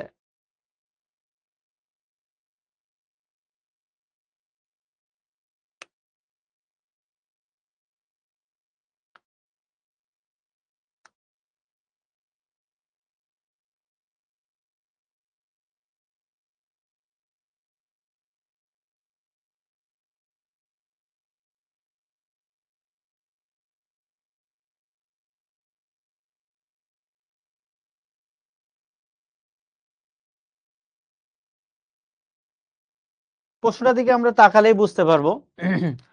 একমাত্র খেয়াল করে দেখেন, অমূল্য শব্দেই অ, অ এর মতো আছে। আর নদী শব্দ হয়ে গেছে দন্তান্বয় ওকারে ন। অতি শব্দ হয়ে গেছে অ তয়রেসি অতি। অন্য বানানটা হয়ে গেছে অন্য, অন্য। তাহলে একমাত্র খ নাম্বারে অ, অ এর মতো রয়েছে, এজন্য এটার উত্তর হচ্ছে এটা। আপনি হয়তো বলেন অন্য, এটা উচ্চারণ কিন্তু অন্য।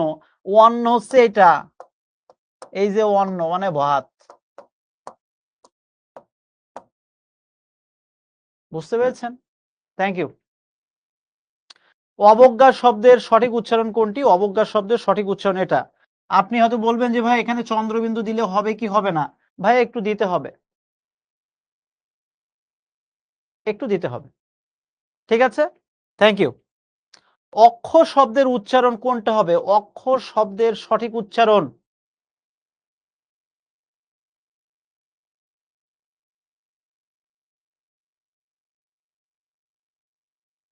Thank you. আমরা মনে রাখবো অক্ষ শব্দের সঠিক উচ্চারণ হচ্ছে এটা, অক খ। Thank you. So young ladies and gentleman, আমরা দেখতে দেখতে ভাই আজকের ক্লাসের একেবারে শেষ পর্যায়ে চলে এসেছি। এখন আপনাদের একটা মহামূল্যবান একটা প্রশ্ন আজকে ছিল যে ভাইয়া আমি কোন বই কিনবো? নরেশ, আপনি কোন বই কিনবেন আমি বলে দিচ্ছি, আমার উপরে একটু ভরসা রাখেন। একই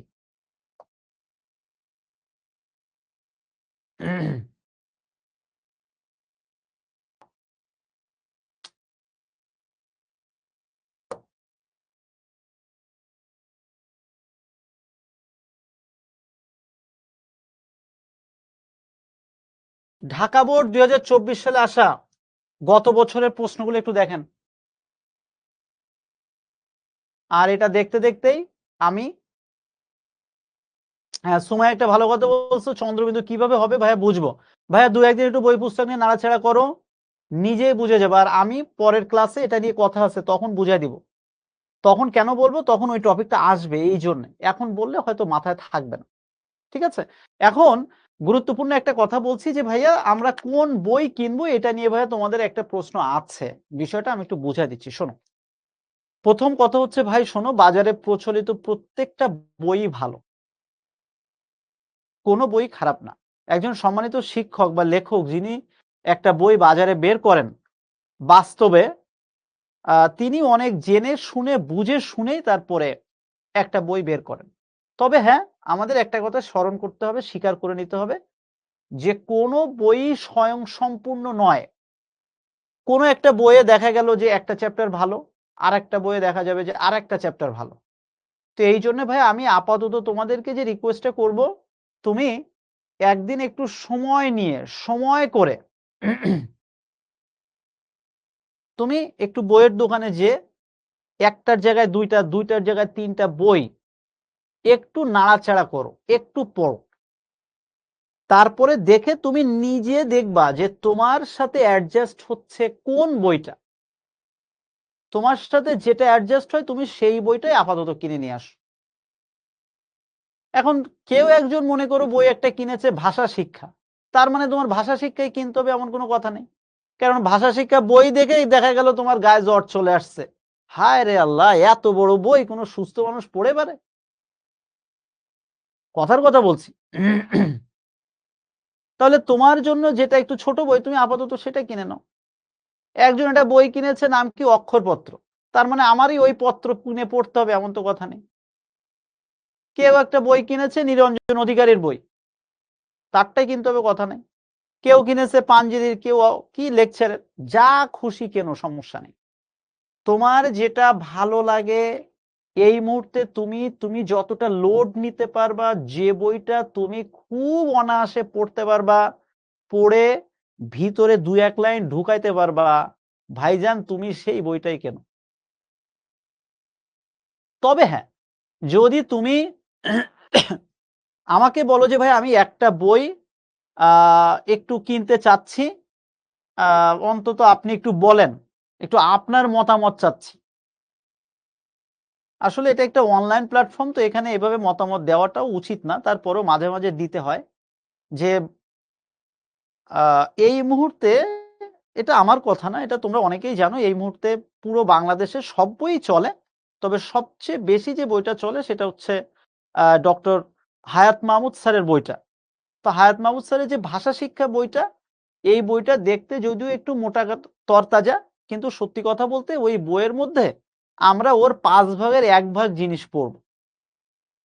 সুতরাং এটা নিয়ে টেনশন করার কিছু নেই। আমি আপনাকে বলে দিব আপনি এইটুকু পড়েন, ওইটুকু পড়েন। তো হায়াত মাহমুদ স্যারের বইটার একটা সুবিধা কি, এখানে সবকিছু মানে খুবই ডিটেইলস দেওয়া আছে। এই একটা বই কিনলে আর আসলে ওইভাবে কিছু লাগে না কেনা। অনেক কিছু মনে হয় আছে, কিন্তু এখানে পড়ার জিনিস খুব কম। তো আপাতত আপনি আগে বইয়ের দোকানে যান, হায়াত মাহমুদ স্যারের বইটা আগে দেখেন, তারপরে যদি মনে হয় আপনি ওটা কিনেন। বাট ওইটাই কিনতে হবে এমন কিন্তু কোনো কথা নাই। বারবার বলছি আমি ২ কেজি ওজন বহন করতে পারি। আমাকে যদি এখন ৫০ কেজি ওজন তুলে দেওয়া হয় আমার মাথায়, আমি কি লোড নিয়ে পারবো? পারব না। আমাকে একজন জিজ্ঞেস করছে, "ভাইয়া আপনি যখন ইন্টারমিডিয়েট লেভেলে ছিলেন আপনি কোন বই পড়েছিলেন?" ভাই আপনি শুনলে অবাক হয়ে যাবেন। আমি গ্রাম থেকে উঠে আসা একটা অগা-মগা ছেলে। ইন্টারমিডিয়েট লেভেলে উঠে এসেছি। কিন্তু আপনি শুনলে বিশ্বাস করবেন? বাজারে প্রচলিত এমন কোনো ভালো বই ছিল না, যেটা আমার কালেকশনে ছিল না, ইন্টারমিডিয়েট লেভেলে। এটা আমি জানি অনেকে বিশ্বাস করবে না। ভাববা, "আরে এটা কি হয় নাকি? গ্রামে থেকে আপনি এত বই কিভাবে কিনলেন?" ভাই ইচ্ছা থাকলে উপায় হয়। আমি তো সব বই পড়িনি। ২ টা ৩ টা বই মিলায় আমার মতো করে আমি প্রিপারেশন নিয়েছি। কিন্তু আমার কালেকশনে বই থাকতে আমার ভালো লাগে। এই আরকি। এখন সবাই তো আর সমান না। আমি মনে করি তোমার সব বই কিনতে হবে না। ১ টা বা ২ টা বই কিনে নাও। হায়াত মাহমুদ স্যারের বইটা দেখো। আর এই মুহূর্তে তোমার সবচেয়ে গুরুত্বপূর্ণ কাজ হচ্ছে প্রিভিয়াস কোয়েশ্চেন ব্যাংক দেখা। আজকের ক্লাসের শুরুতে যে কথাটা বলছিলাম, কলেজে উঠেই ভাইয়া তোমাদের এতদিন উচিত ছিল অন্ততপক্ষে অন্ততপক্ষে প্রত্যেকটা সাবজেক্টের বোর্ড পরীক্ষার প্রশ্ন কেমন আসে সেটা একটু দেখা।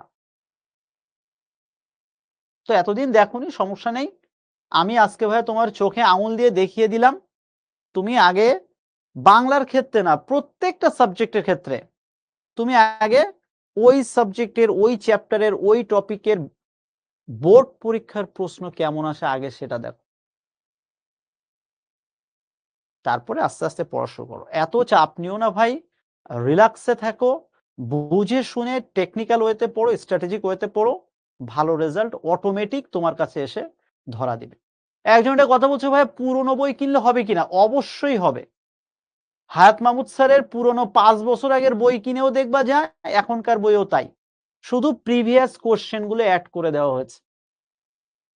ব্যাকরণ তো ভাই আমূল পরিবর্তন হবে না। সুতরাং এটা নিয়ে এত চাপ নেওয়ার কিছু নাই। So thank you. আজকে তাহলে এই পর্যন্তই। এর বাইরেও যদি আজকের ক্লাস নিয়ে কারো কোথাও কোনো জিজ্ঞাসা থাকে, তোমরা কাইন্ডলি একটু কমেন্ট বক্সে কমেন্ট করে জানাতে পারো। আমরা আগামী দিন উচ্চারণ নিয়ে আরো ১ টা ২ টা ক্লাস নিব এবং তোমাদের উচ্চারণের উপর যে কনফিউশন রয়েছে, কোথায় হসন্ত বসবে, কোথায় ও হবে, কোথায় এ হবে, সবকিছু পরিষ্কার করে দেব। চাপ নিও না। তোমার চাপটা আপাতত আমার উপর ছেড়ে দাও। আচ্ছা, ক্লাসটা শুরুতে যেমন বিরক্তি লাগছিল, এখন কি বিরক্তি একটু কমেছে? বা উচ্চারণ টপিকটা যত বিশ্রী একটা টপিক, এই বিশ্রী টপিকটা কি এখন একটু হলেও সুশ্রী হয়েছে?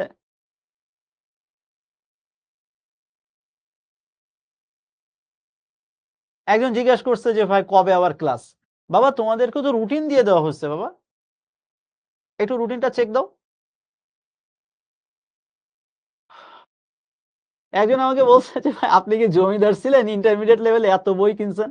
ভাই জমিদার ছিলাম না। তবে আমার বরাবরই বইয়ের কালেকশন রাখতে ভালো লাগে। আমি একেবারে কৃষক পরিবারের একটা সন্তান ভাই। সেটা সত্য কথা। একেবারে গ্রাম থেকে উঠে আসছি। একেবারে অগা-মগা জায়গা থেকে। কিন্তু আমার বইয়ের কালেকশন রাখতে ভালো লাগতো। বুঝতে পেরেছ?